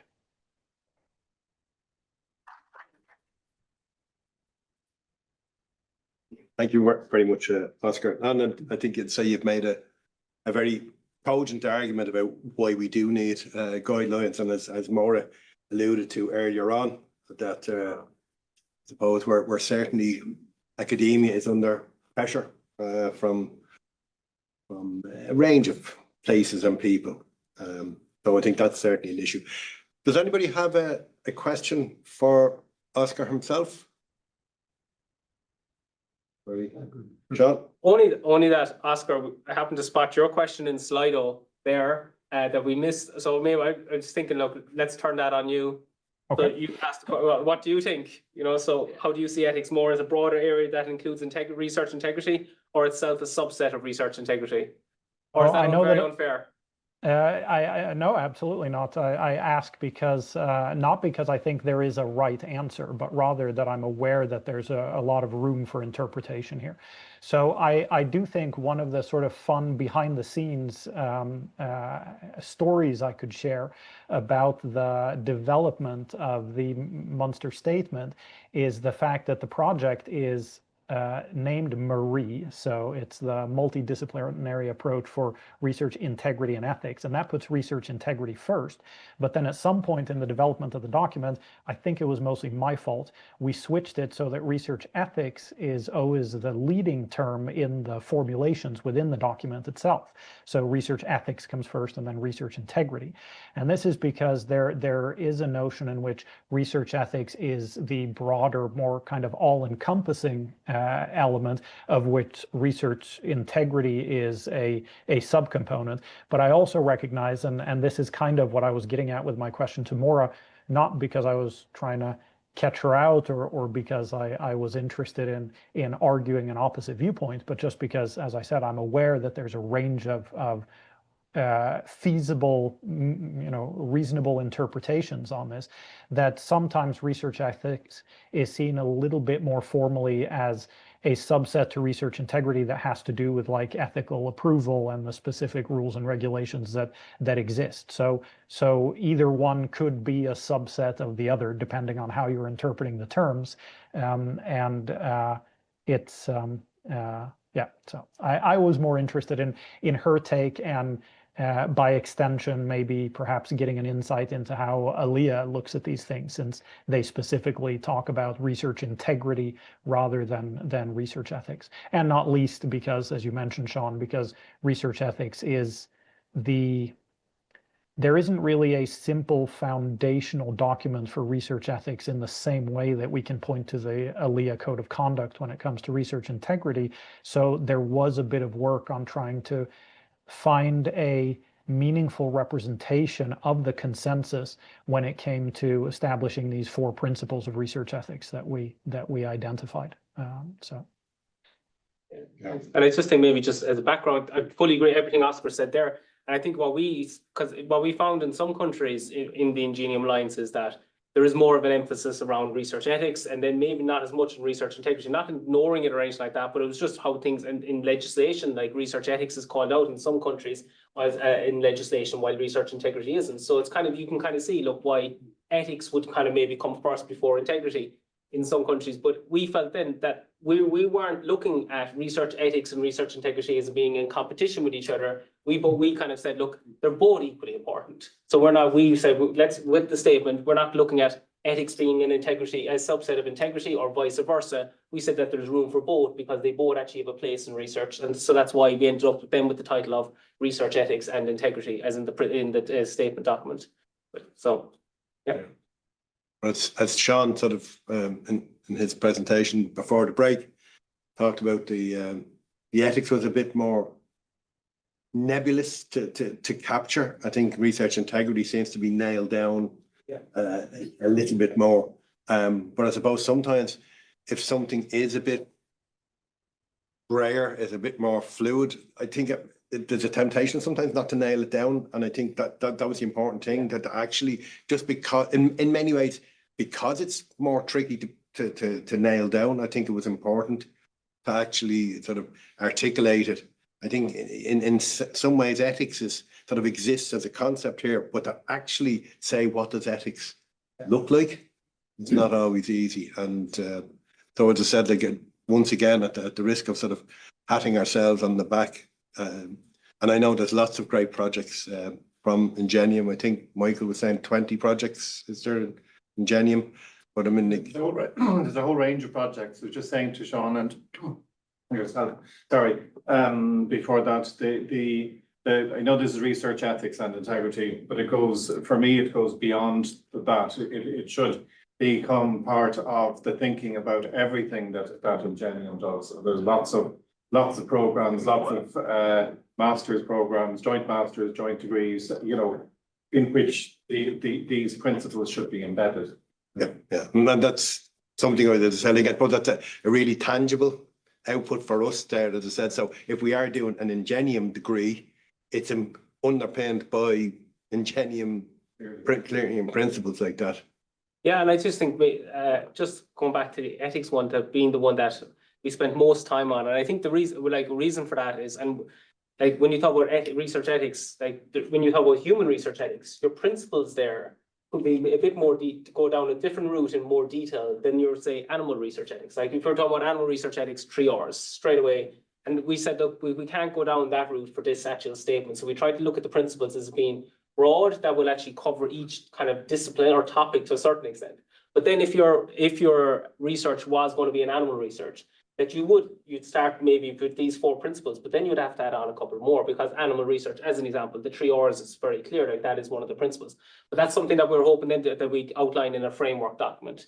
Because a framework document then is where you can kind of get into a bit more of the nitty-gritty of the how to do things as well. So that's kind of the long-term goal with it as well. Yeah, no, I think that's essentially, at least we've moved on maybe from the higher level stuff to the practical manifestations, but unless you agree those principles, it's going to be different. Michael? If I could also say from a purely keeping an eye on the deliverables of the INGENIUM project, there is a huge opportunity here to introduce or implement a transformative, thinking and common thinking between all of the university partners on what we see as integrity and what we see as being ethical research, because one of the things we really have to do and we're asked to report is the transformative potential of what we do here. And I don't think we're transforming somebody from unethical practice into ethics. I think we're better than that, but still we're transforming into a common way of thinking, and I think that's very powerful. Yeah, no, I think that's and it's nice of you to sort of acknowledge that, because as I said, like as Oskar said, so many guidelines, so what, it's one thing I often say to my research students. So if so what? And I think hopefully we are answering the so what in terms of articulating, and I suppose like the framework would be the next thing. Before we go to our next speaker, Oskar, is there any last pearls of wisdom or anything that you'd like to share, or? Putting me on the spot, completely unspecified pearls of wisdom. I don't know that I have that to share. Again, I'm very sorry I couldn't be there. I would have loved to be there, but next time I'm very much looking forward to it, and I'll make sure I polish some pearls of wisdom in advance of visit them in the future. Excellent. Thank you very much, Oskar. Thank you.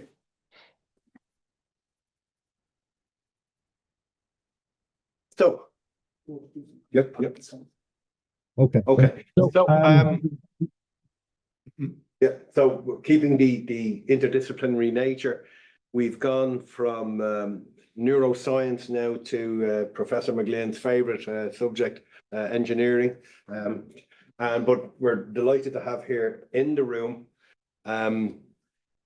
from once again, you said it better, Romania, Gheorghe, Asachi Technical University of Iaşi. Yes.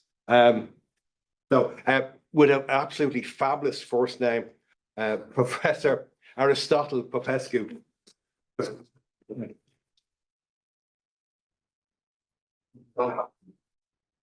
Thank you, Tom. Thank you, Seán.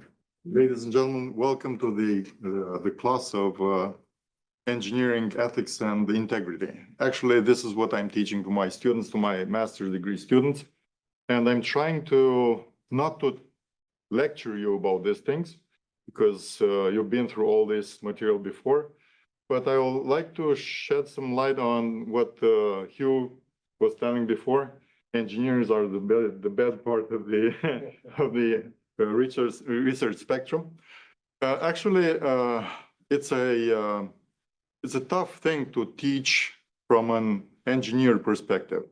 I'm an engineer, not born but raised engineer in different countries. I got my PhD from United States. I learned there how to do research, what is ethics, what is integrity.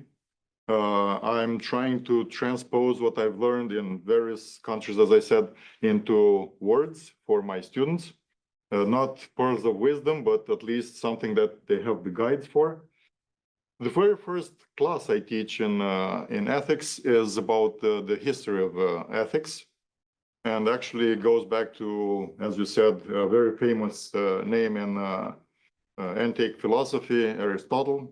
And from that point, and actually a little bit before that, ethics and morals were going together. So basically, it's the same kind of thing. Even in the dictionary, if you look at ethics and morals, you'll see that they go hand in hand. But if you look a little bit closer, is about ethics and integrity. So you go ethics as a broad image of what the moral precepts are, the moral characteristics that you want to, acknowledge and embrace. And the integrity, which is the morals part, is the hammering the nail, is the putting the dots on the I's, yeah? So basically, speaking about the specifics of the ethics, that it's a broader view. So in engineering, it's about the same thing. Before I start the lecture, I would like to present a little bit about our university. This morning, I realized that Ireland, well, I've seen Oviedo is a little bit further west, but Cork is the westernmost point in our INGENIUM Alliance, while Iaşi, my hometown and the university hometown, is the easternmost part of the INGENIUM Alliance. And Crete is the southernmost part, and Helsinki is the northernmost part. Well, the idea is that we're from all parts of Europe. We're trying to get our cultures, our differences together to make them not necessarily to embrace the same concepts, this is the diversity. So it should be a diverse university, but at least in the grounds of ethics and integrity, we should all of us embrace the same concept. So we understand what we're talking about and why we need this. So first of all, about our university, my colleague, Hanna Georgiana, and myself, we're professors in mechanical engineering. We're at the, as you hardly said, it's Gheorghe Asachi Technical University of Iaşi. It's difficult to pronounce. Gheorghe Asachi is the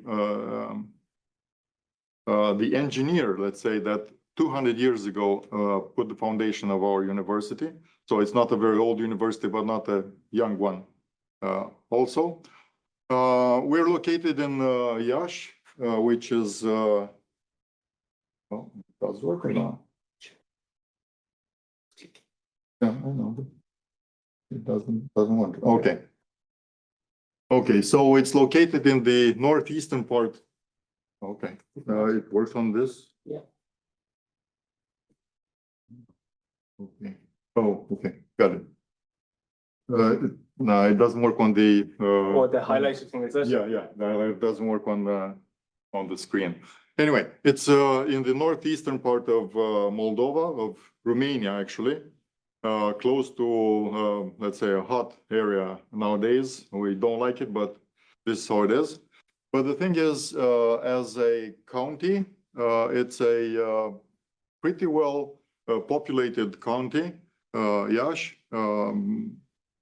about 750,000 people. And most of them are in the hometown of Iaşi, which is also named the town of the Seven Hills. Resembles with Rome, but is not even close to it. But at least it's the location is very nice and very comfy.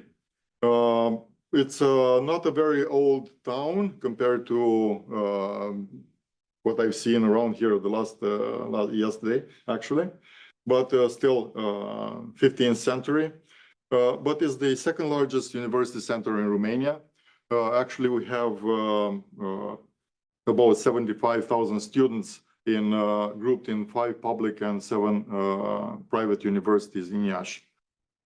In Technical University, I put this image of the library that we have for our students. It is voted to be among the top nicest or most beautiful university in the world, university libraries in the world. And it is not because it's from my university, but it was built in a very, very nice style, and it's really, really nice. I invite you all to Iaşi whenever you have the opportunity. I'll get you to this library to see it. It's lovely. Well, as I was saying, there are 11 faculties within our university, obviously technical, engineering, since we're technical university. Grouped in mechanical area, three faculties in the mechanical area, 3 faculties in the electrical area, electronics, automation, computers, and so on, communications. Then we have civil engineering, then we have textiles, chemistry, chemical engineering, and so on. And we have one of architecture. One faculty is architecture. They don't like to be called engineers, so we put them aside, but they're still in the technical university. Now, the Faculty of Mechanical Engineering, last year we celebrated 75 years since our beginning as a separate faculty within the university. As I said, the university has about 200 years of history. We are one of the largest faculties in the university, and the university has about 14,000 students. More than 10% are in our faculty. 3 areas of specialization. We'll see it in the next slide. 3 education levels, very good facilities, and highly qualified staff. So this is the distribution of the programs that we have. So the core, we have the undergraduate studies license, 4 years. Then we have a master's studies for 2 years, and then doctoral studies. Well, they're for 3 years, but now we're moving towards a 4-year doctorate. It's an ongoing process and so on. At each level of education, we have classes of ethics, engineering ethics, and integrity. The thing is, they're required at every level. It doesn't matter what kind of student are you. If you're undergrad, graduate level, doctoral student, you should have a sense of ethics and integrity. Moreover, these days, when the artificial intelligence, ChatGPT, whatever you want to call it, it not entered our lives, it just bombshelled our lives with, the academic lives with these kind of things. It's hard to explain to a student that it's okay to use it, as long as you take the ideas and interpret them in your own way. You make a sense of it, not just copy and paste, because that's not research, that's not ethical in the first place, and that's not a contribution to the knowledge of your community. Yeah?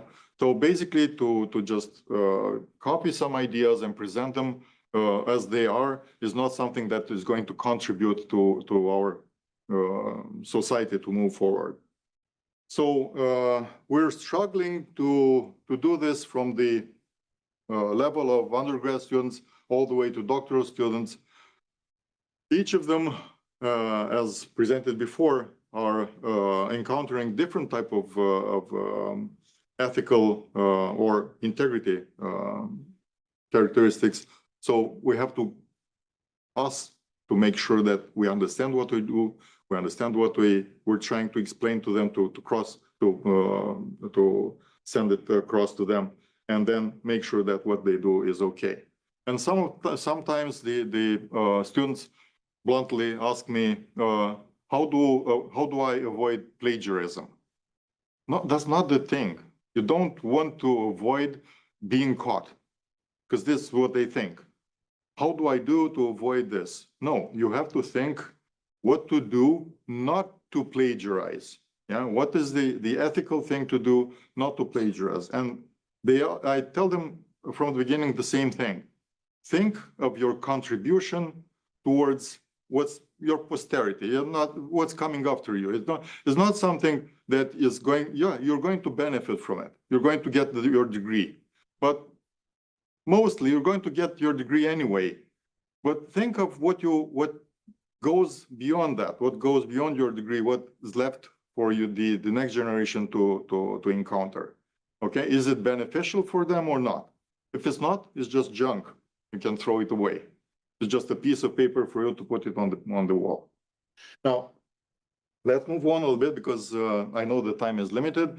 This is what my faculty of mechanical engineering is doing in connecting with other universities. We started with the Erasmus program some 15, 20 years ago with a few universities. Now we're spread all over Europe with contacts all over Europe. And that's why here is a blank, so we should put a red dot somewhere in there. Actually, my colleague was one of the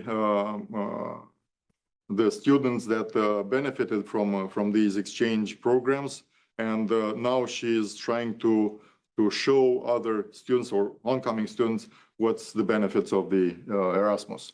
Moreover, as you mentioned before, Seán mentioned before, we started with the INGENIUM University. It's a different type of map that you have there, but it's the same kind of map, and this is what I mean. You know, the representation of a map is not actually what it is on the regular globe. By the way, the Earth is round. So basically, Ireland is the westmost part. Yeah, it's on the other side. Iaşi is here, Crete is here, and Helsinki is over here. So basically, that triggered me to think that we're all over the Europe, and it's a very difficult thing to get all these things and teams together. And again, thank you, Seán, for doing all this thing for us. Well, as you know by now, it was said many times today, Marie was an idea that stemmed from MTU. And when I've heard about this, I was interested again, even though I'm an engineer, I'm teaching ethics and integrity to my students, and I was interested to see how this goes. And for sure, as I told Seán before, I benefited from this program already because I presented it to my students, I presented it to my colleagues, the university, and we had some very good feedback out of it. So going from this, I was asked if I can do a presentation today. I asked my former predecessor to do the presentation for me. So basically, please correct me if I'm wrong, but he wrote the Nicomachean Ethics, okay, which is one of the first books in ethics. Well over 2,300 years ago. Yeah, so it's not something that we invented, the ethics, okay? He thought of it a long time ago. But about ethics and engineering, well, he didn't know much about engineering. So basically I said, okay, it's me. I'm going to do this presentation for you. I'm not going to dive too much into definitions. And also I'm not going to do a regular lecture with, you know, points like this and that and so on.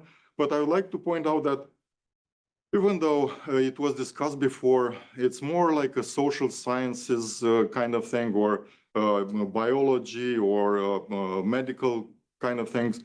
As I was talking with Nina and Vasiliki yesterday, it's an engineering thing as well, and it's important.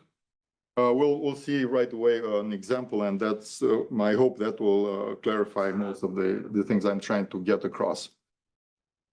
So engineering ethics, basically what it is as definitions, but it basically stems from the definition that we already know. Yeah. So basically we want to have ethical conduct in engineering in all the professional roles that we assume.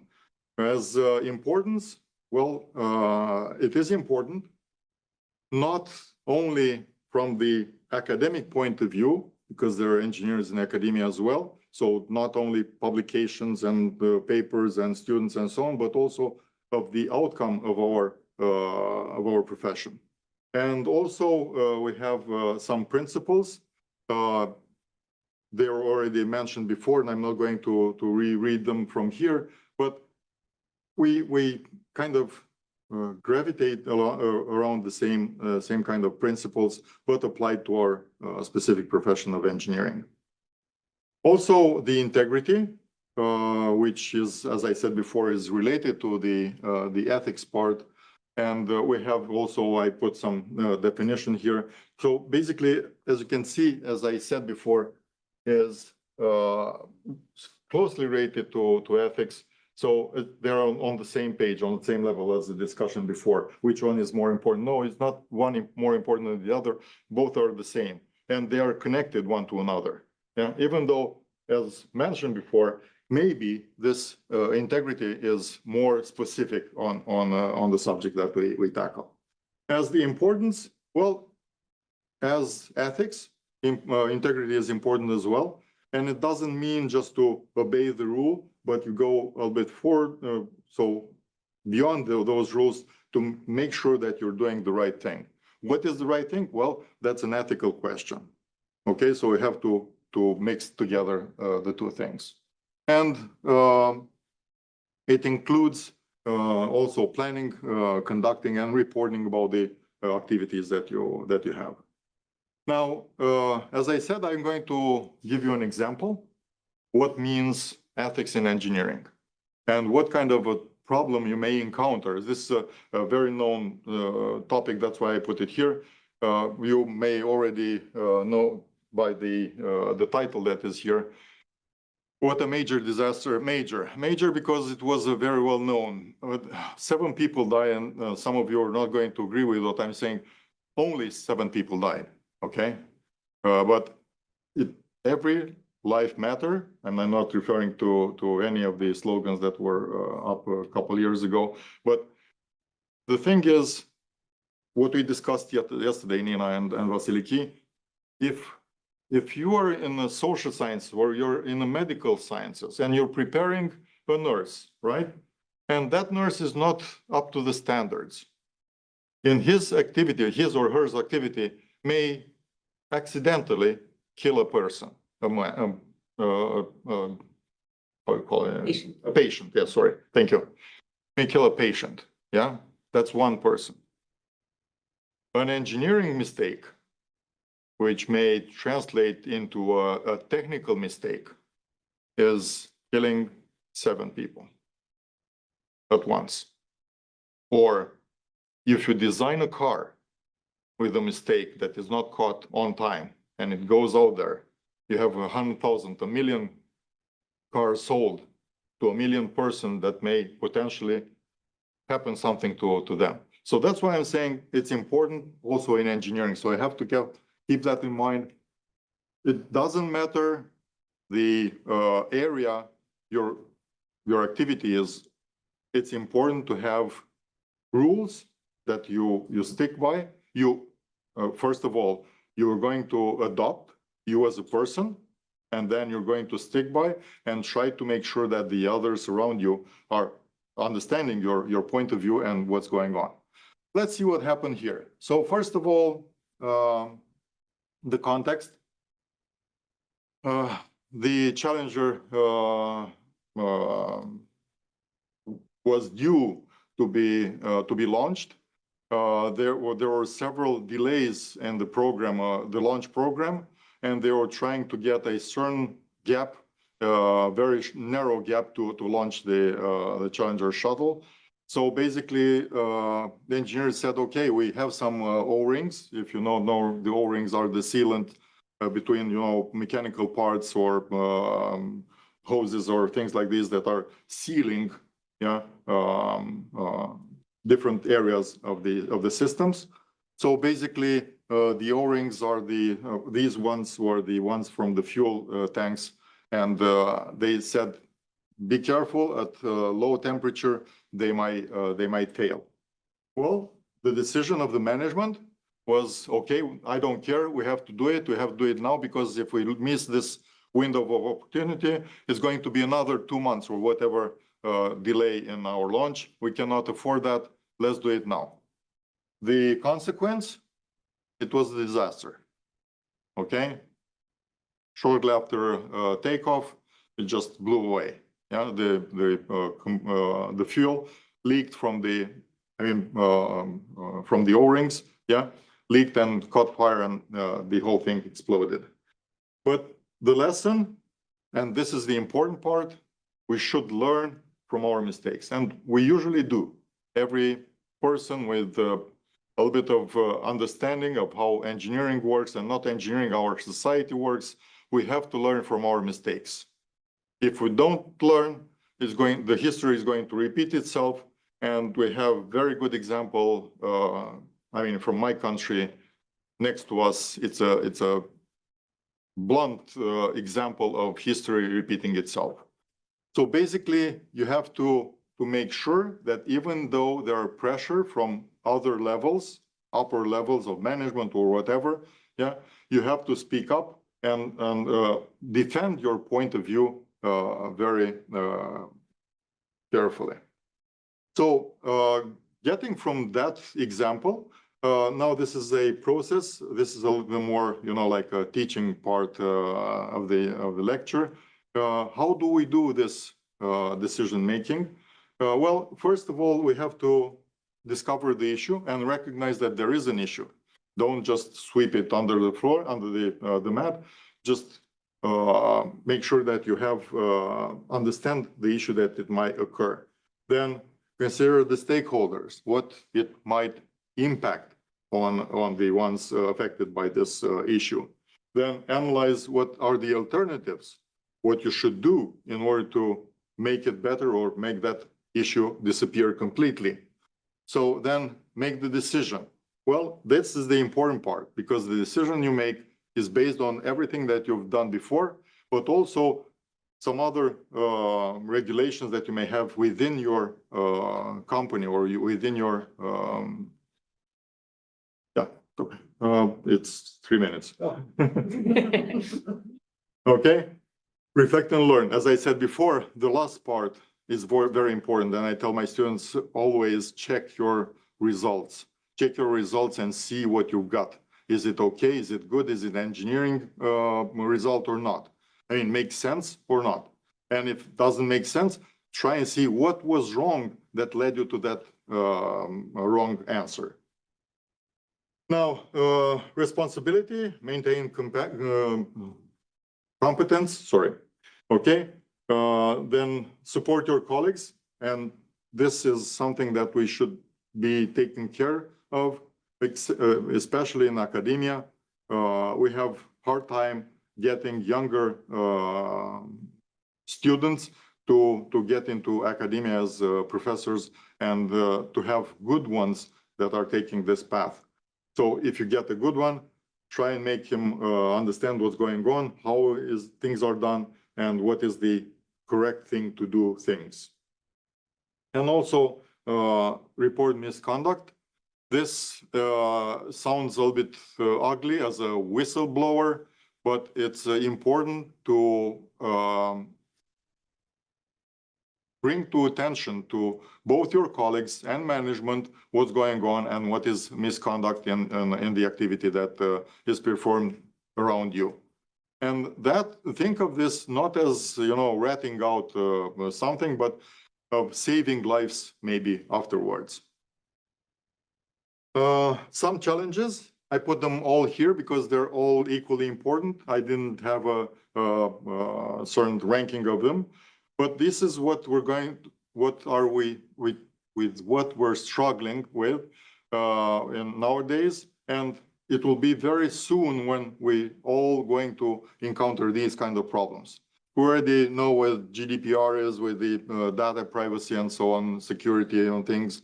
As I said before, AI is stepping into our lives completely, and obviously the environmental impact. Well, this one, we're struggling with renewable energy, with all kinds of things in engineering. We're trying to do storage and so on, and basically we know what these challenges are.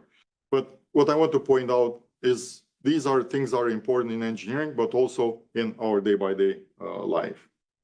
As a conclusion, well, what do we do as engineers? Well, we have to be committed to this ethics and integrity in our day-by-day life, not only research, but in applying it. I mean, applying the engineering thing in our lives. Also, vigilance, always look around, even though you're not on duty, but you observe something, you have to act. It doesn't matter what it is, big or small. And obviously, its impact, as I said before, your action, your activity might impact not one person, but that's important too, but might impact many persons. And my, as I said, as you asked Oskar about, this is my gem. Part of wisdom. Yeah, my pearls of wisdom. Yeah. You don't have engineering if you don't combine your technical capabilities with your ethical, moral foundation. As I said at the beginning, moral is very important. I mean, ethics is very important. Doesn't matter where you work in, what domain you're working in. And that's it.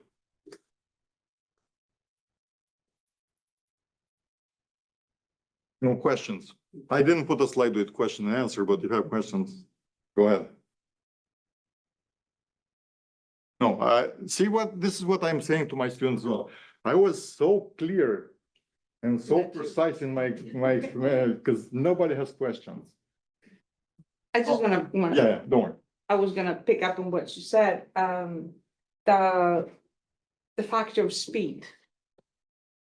And pressures to do fast research. And that's not only for engineering, and yes, it's obvious when you have this, and we had previous cases like the Ford case, the Pinto case, it was just one of the most notorious ones, and in that case, we realized that the cost of human life is $300,000. Yeah, well. That's what the compensation was. Compensation or Yeah, the price might have gone up, I don't know, but the issue of doing fast research occurs over and over again, and we make mistakes everywhere. See, this is something that we need as scientists and as society to come to think about it more carefully. It's not always easy to resist, you know, when the pressure is produce, produce, produce. Well, this is what we encounter even in engineering, because even though we're engineers, we work in academia. If you want to go, you know, further up on the academic ladder, then you have to put up, I mean, print papers. Exactly. Yeah, to do research. Yeah, and that in a specific amount of time because you need them right away. Yeah, so basically. Well, see, this is something that it's not because we as scientists, not necessarily engineers, but we want to do, but it's the regulations that are put up. Yeah. So first thing you think about it is how you make that that threshold, you know, to get what you want. And sometimes you forget about how you get to that threshold. It should be in an ethical manner. Your research should be meaningful, useful, yeah? Not just paper that somebody is going to throw away, okay? And done in a proper way. Said something about, I know if what it was before, something about the research, human research, animal research.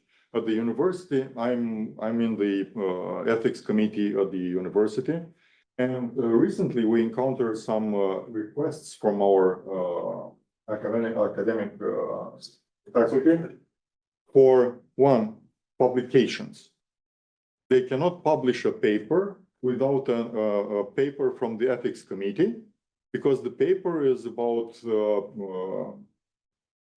human subjects. Not from the engineering point of view, obviously, you're not going to do anything to them, but they were like You're gonna ask their name, so Yeah. you're doing something to them. yeah, something like this. No, they were going to be what should we call this? Asked many questions and then So do a survey, interview. yeah, like a survey. Yeah, sorry. You're Yeah, doing like a things to survey. them. Yeah. Also, we have projects. Say mechanical engineering. What kind of project can you have? Well, we have projects with the medical school because we have prosthesis like the shoulder, the how you call it, hip prosthesis, the ankle or the knee prosthetics. Yeah, you cannot do that. I mean, the medical school are going to study the interaction with the human body, but the actual mechanics of it is done in our department, mechanical engineering. So I have collaboration, you know, with these kind of things. You cannot publish a paper if you don't have an acceptance from the ethics committee. Yeah. Well, and the medical school cannot start testing them without the ethics committee from their university and so on. So we're all involved in this. Right. Sorry. Not at all, not at all. No, I was just waiting there. And to be fair, I think he gave the original Aristotle a good run for his money. Okay.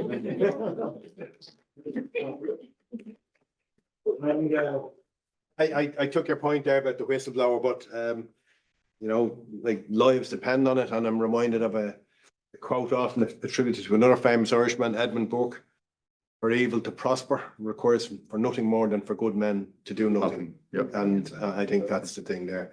I think it's only fitting that the final speaker is the man who has driven this project, and as you were saying, I mean, you know, he does it with a light touch, and it just shows you that you do catch more with honey than vinegar.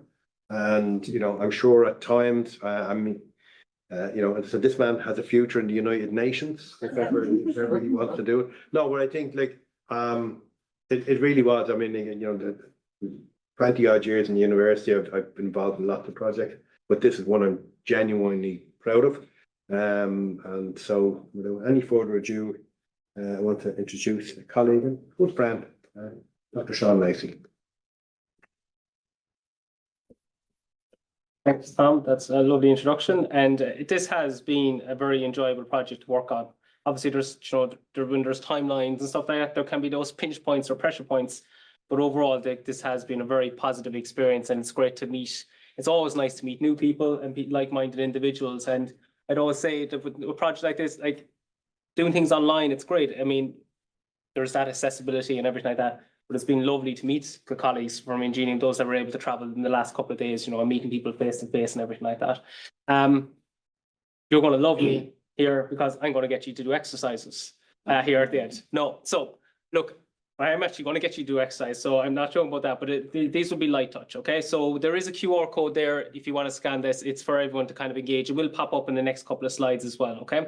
I suppose something we've always said when we're putting together the start of the project, and when we're basically working on the idea of an actual statement, like we didn't know what the name would be, is essentially, so what? Okay, like, I mean, it's great we can do these statements, but there has to be follow-up. Okay, so what I just really want to just focus on, and obviously that slide here, that's something I would have had in the earlier slide deck. I just really want to just touch on kind of the idea of the framework and the training, and just maybe how the Munster Statement as it is at the moment can maybe help signpost researchers to maybe that's something, if something was happening, that how it maybe will be seen as research misconduct or an unacceptable research practice. So I just have 3 dilemmas. We'll see how the time is going here. Now we will not be going over time for sure. But I just basically want to put together I have these dilemmas that are fictitious based on, there's a dilemma game app. I'm not too sure if people are familiar with it. It's a really good app that's come from the Rotterdam University, which has all these dilemmas around research integrity, a very nice, useful learning resource. And there's a dilemma then also from a CIRIT, which is a cross-institutional research integrity training group that I'm part of here in Ireland. So we'll see how, as we're working through it, okay? But basically, it's just to kind of get a sense of what do we think here maybe in the room? Look, what would an answer, what would your thought be on this? Maybe we can answer in the poll. I'll put up this QR code again, and Tom will launch the poll, and we'll then see, look, what does the Munster Statement say on this? And obviously the Munster Statement is one document, but obviously there are other documents, but we're here to talk about the Munster Statement, so we are focusing on that one, okay?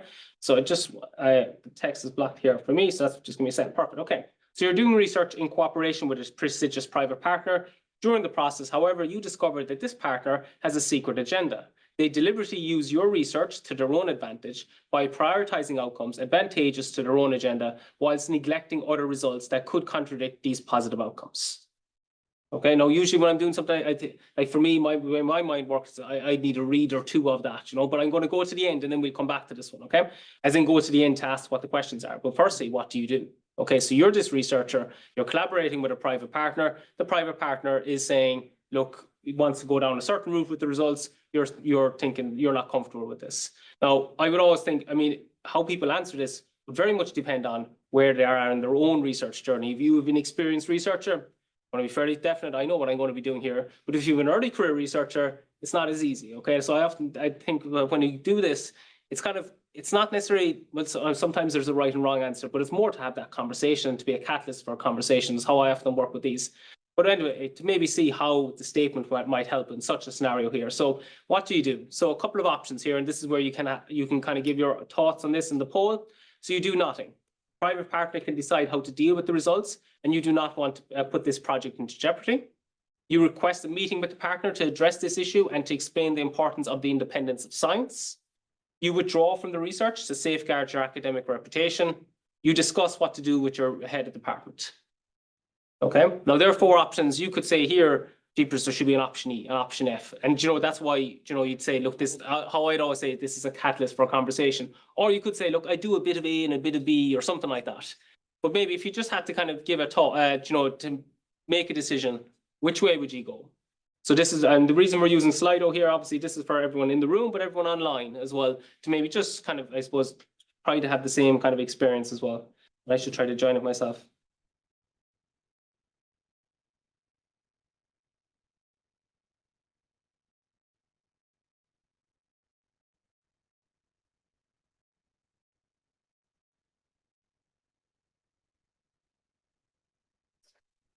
Okay, and I think on your app, if everyone's doing this, you should see just kind of how people are responding to this one.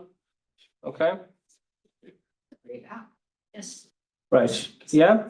I just go back one side. Now there's 3 of these. We won't spend too long on this. It's just obviously just to see how the Munster Statement may help. So just as a bit of a refresher, if anyone's trying to say, look, what was actually the dilemma? You're doing research in cooperation with a prestigious private partner. During the process, however, you discover that this partner has a secret agenda. They deliberately use your research to their own advantage by prioritizing outcomes advantageous to their own agenda, whilst neglecting other results that could contradict these positive outcomes. What do you do? Okay, so we'll see. Yeah, there are the options here. I don't see any more responses coming in. So I'll just call it, as opposed to over and back sharing screens and stuff, I'll just kind of say, look, how people are responding to this by percentages. I think that just keeps it fluid. So what we have here, so B, basically 77% of those that responded are saying B. The next 15% are saying D. C is 8% and nobody's saying A. Okay, so what we're saying here with D and B, they're the main leaders in this. And when I look at it, and again, I suppose what I see is both of those we're asking, you're opening up a dialogue. You're asking somebody for advice, or you're asking somebody to have this conversation. I think when you look at something like A here, you do nothing. I think that nobody said that they do nothing. I mean, quite clearly there's an unacceptable research practice here, or maybe that's not quite clear. And equally, maybe that isn't quite clear for maybe early career researchers. Maybe they'd say, look, the partner, they're funding my research. Look, I'll have to do what they say. I want to kind of stay involved.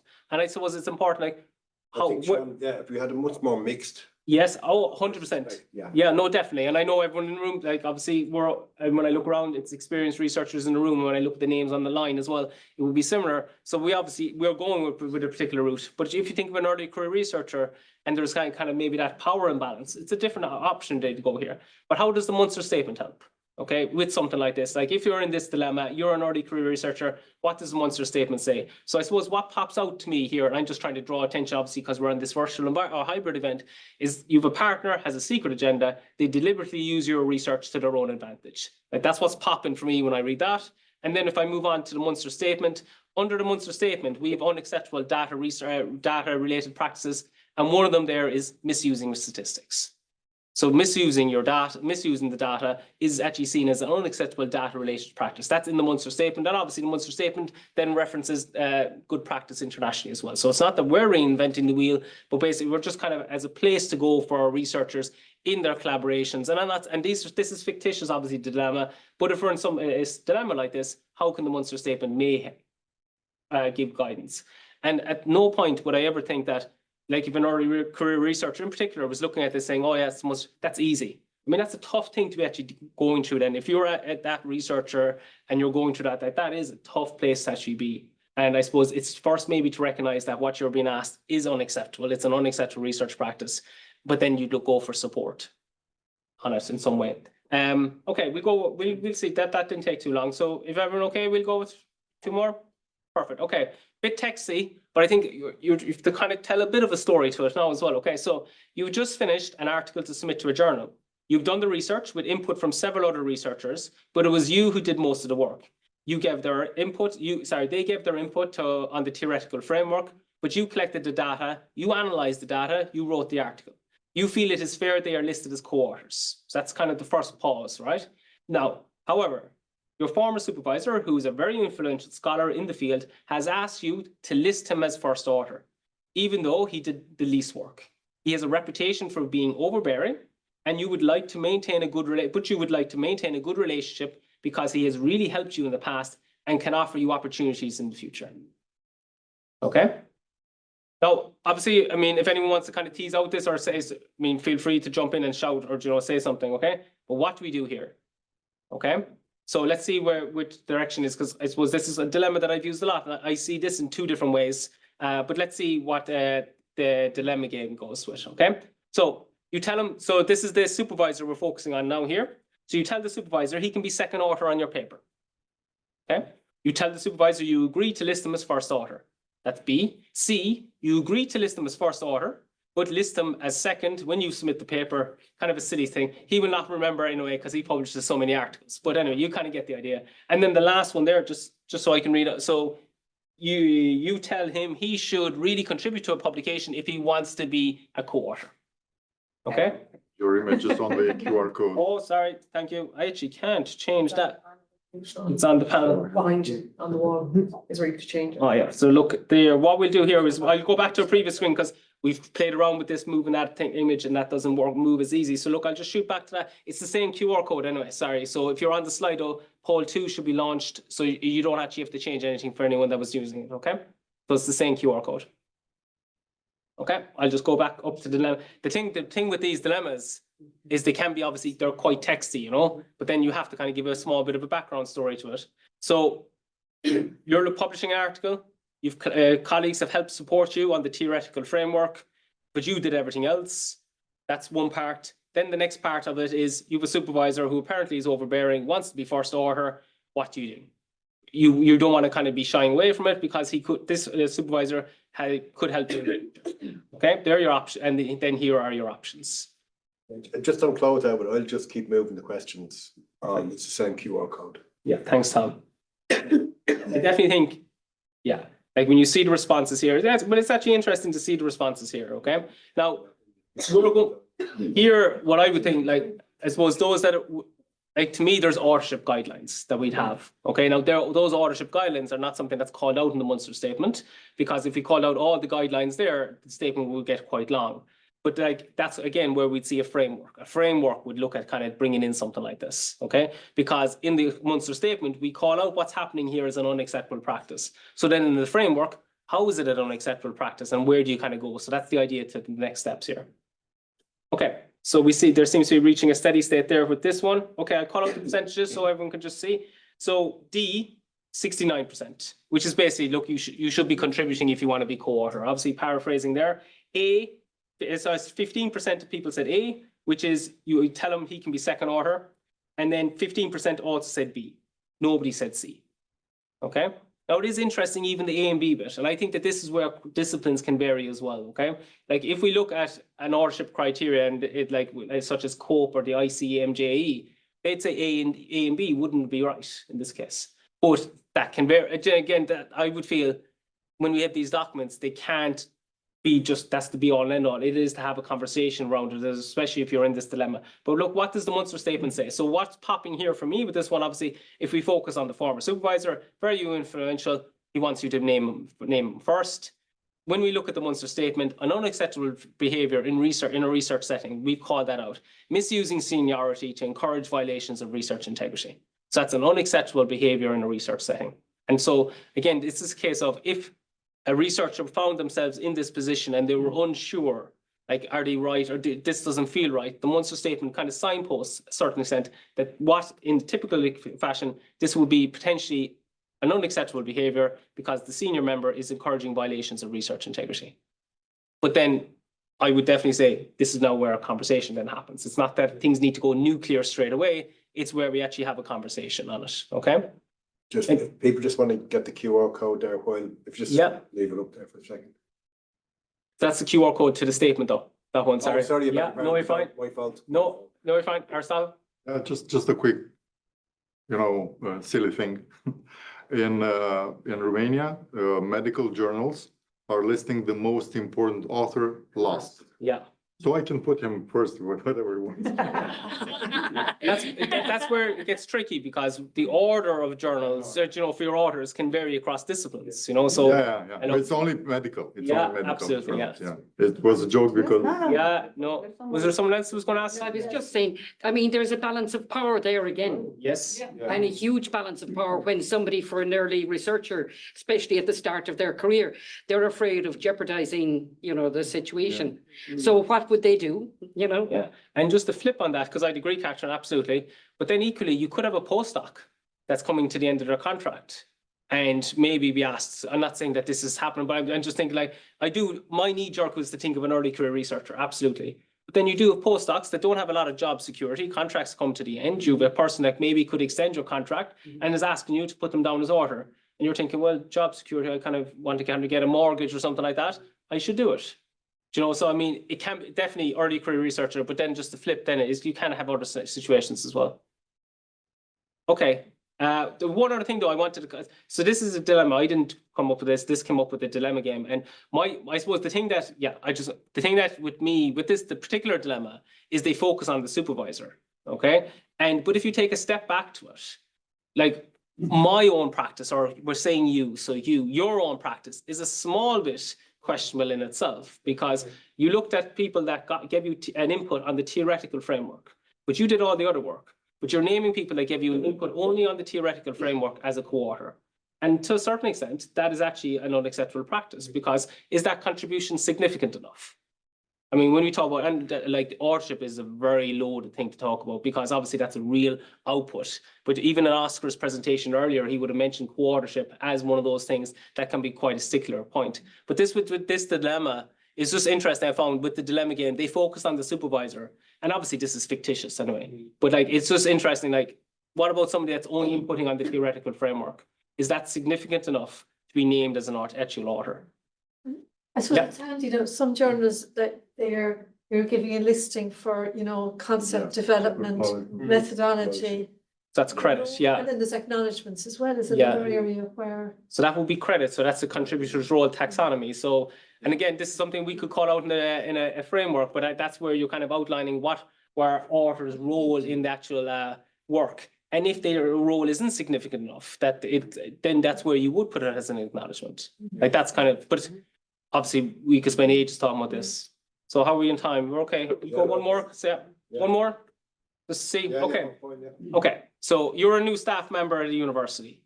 You are working on a research project that requires the use of data given to you by another colleague. This work was done with the understanding that your colleague will be named as author on any publications that result from this research. You add your colleague as author when you submit your work to a peer review journal. However, the editor of the journal has contacted you about the authorship statement. You submitted with the paper. What you have outlined as work completed by your colleague does not meet the authorship criteria for journal. Okay, so what do you do? So this is a different kind of situation. The problem here is with the dilemma. The responses here, as in where you go here, is kind of very much on you then to whether it's good practice or an unacceptable practice. So in this case, you explain the situation to your colleague, and they say that and you say you've no choice but to remove them from the paper. So this is a colleague that gave you the data. You said, look, give me the data. I'm going to put you on the paper as a co-author. Paraphrasing, obviously, but that's the upshot of it. Now the journal is after coming back, well, the authorship criteria that you've outlined there isn't significant enough to warrant co-authorship. So what you do here is you go back to your colleagues, say, look, you can't put them down as an author. They are not happy and imply that they will report you to the research integrity officer. Okay, so bit of a side bit to that. B, you withdraw the paper from the journal and submit to another journal that does not have as strict an authorship criteria. C, you tell the editor that it was an error and that you accidentally submitted an earlier version of the authorship statement. This actually just kind of gets worse. You then submit a new authorship statement with fabricated information in order to meet the journal's guidelines. You don't think it makes any real difference. Okay? I think everyone, when I look around here, we're experienced, we kind of see flaws. But if you think of somebody being young, early in your career, would you see the flaws much? And then the last one here then is decide not to publish this work as it is too difficult to make a decision that pleases everyone. You do not want to upset your colleague, especially as you're only a new staff member at the university. Okay? So this is one that actually came from a CIRIS, so that's a research integrity training group that I'd be a part of. So we kind of came up with this one. So, yeah, sorry, actually I forgot where I was. It's the poll now, sorry. What do you think?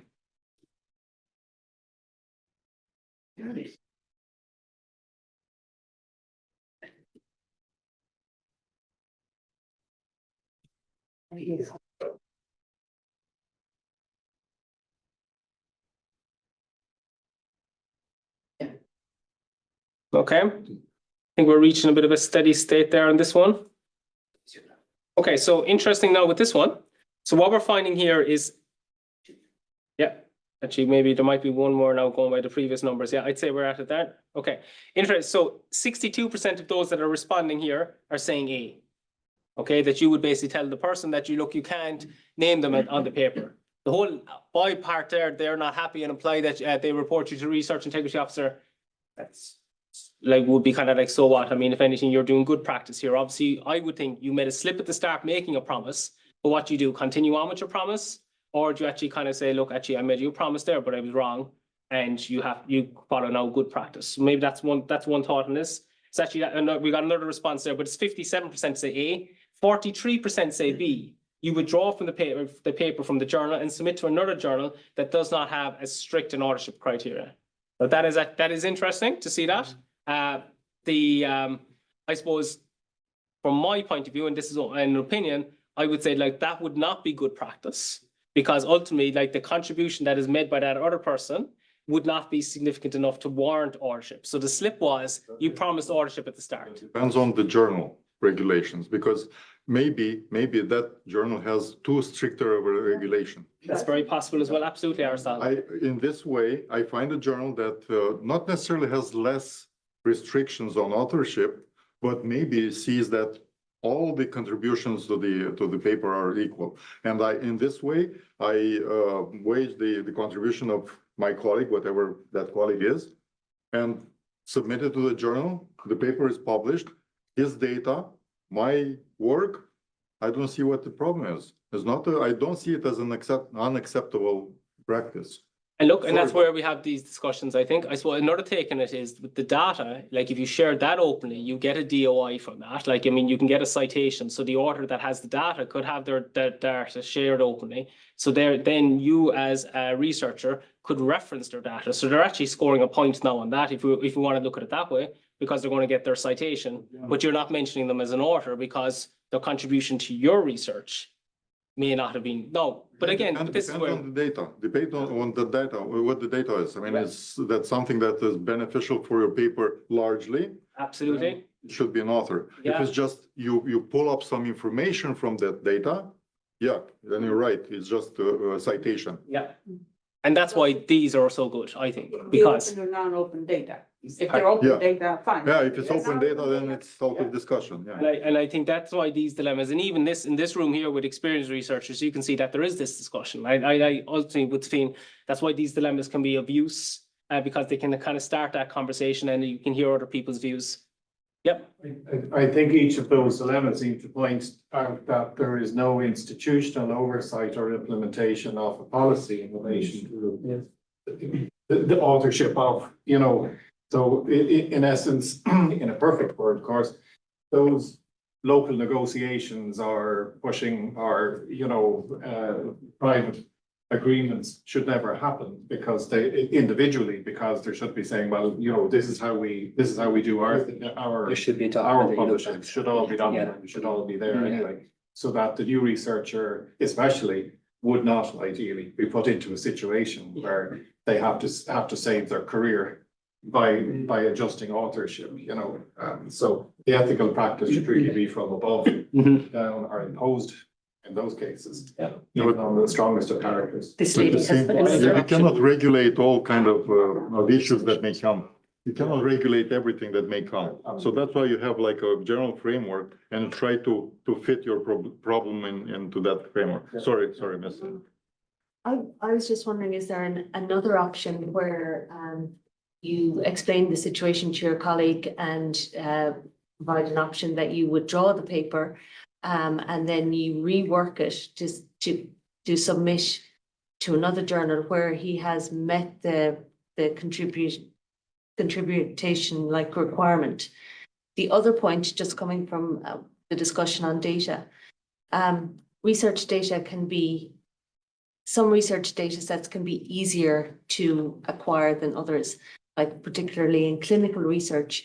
That data may be the result of a 5-year clinical project where you've had like the protocol under which the data has been collected, inclusion, exclusion criteria, data management, data cleaning, to create a data set. There's a lot of work involved in that.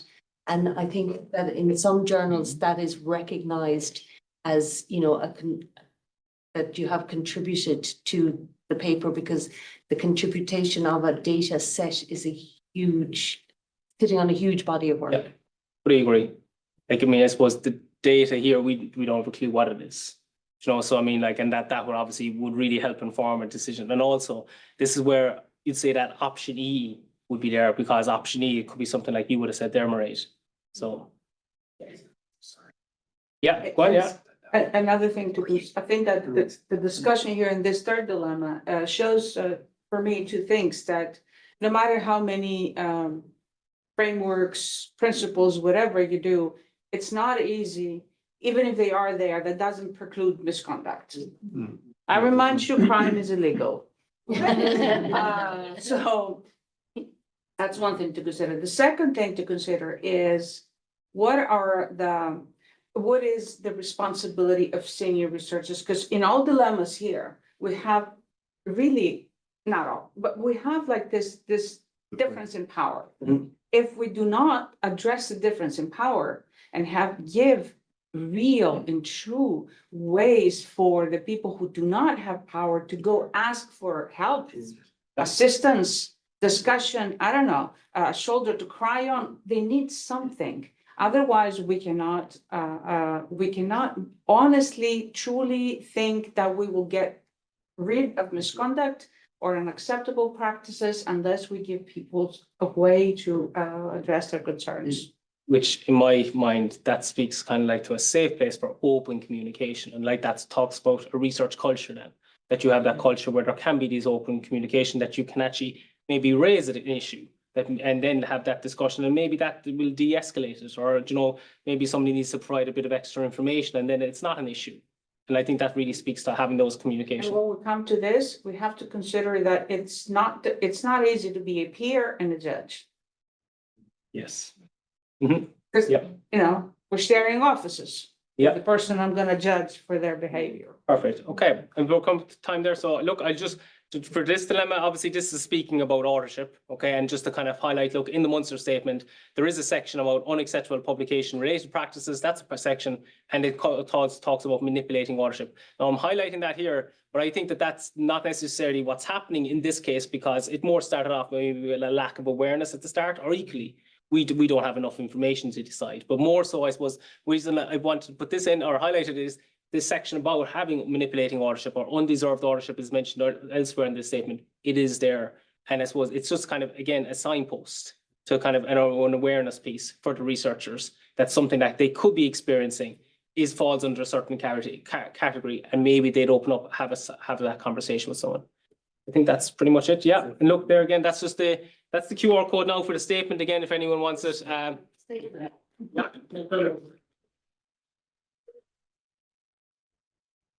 Well, I think we've about a minute left. So just once again, it's Seán has been great keeping the time, and everybody's kept the time, making it very easy. Just finally then, just want to thank everybody for coming here today and online. But I think. Do you want to stand there so they can see you? Yeah, sorry. Everybody came here today, and I know some people had to slip away, but also online it's been great. But also in terms of organising and the people who've come over from, I just checked it up there, Aristotle. Yes, you're and Iaşi is 27.6 degrees east, and we are 8.4 degrees west. So we are the. Told you so. Interject, Tralee is further west. Now what I That's really, local politics now, right? know what he done? He ruined my punchline because I also looked up Kerry. It's 9.6 degrees. I got up early to beat a dub. But no, but as I said, like it was, but look, but people have travelled here and. Oh yes, this is big. No, it's really great that you've been able to take time. Seán and particularly Sinead have done an amazing job in organising everything for here. Like I just turned up on the day like a dancing monkey. And no, as I said, look, as I said, and Seán quite rightly said, this is the kick-off, the framework. But I think, and it was really lovely to get Maura to sort of acknowledge that, to get 10 universities to articulate something around research ethics and integrity. We should all be proud of ourselves. So well done, everybody. So it just happened. So to colleagues in the Department of Technology and Enhanced Learning, so Brendan and Jeremiah did a lot of work behind the scenes to help enable this. Definitely, again, thanks to the INGENIUM Research School, because it was their funding that is actually the start of this. Tom mentioned Maura, Hugh McGlynn. Thanks for them, because I mean they're very busy. Look, we're all very busy, but it's great to have somebody that will come to do an opening address at your event. It's great to have somebody that will do a keynote at your event, because you're believing in an event, but them there is also the real support. So thanks very much for that. And Tom obviously mentioned Sinead. Sure, she does so much work behind the scenes for me. So thanks very much, Sinead. And finally, to yourselves, thanks very much for supporting this event, both here in the room and online. Like these events, you know, they can fall flat if there's nobody that kind of gets behind it and supports. And look, for us, you've given us massive energy to continue on and with this actual project as well. So thanks very much, everyone. Yep.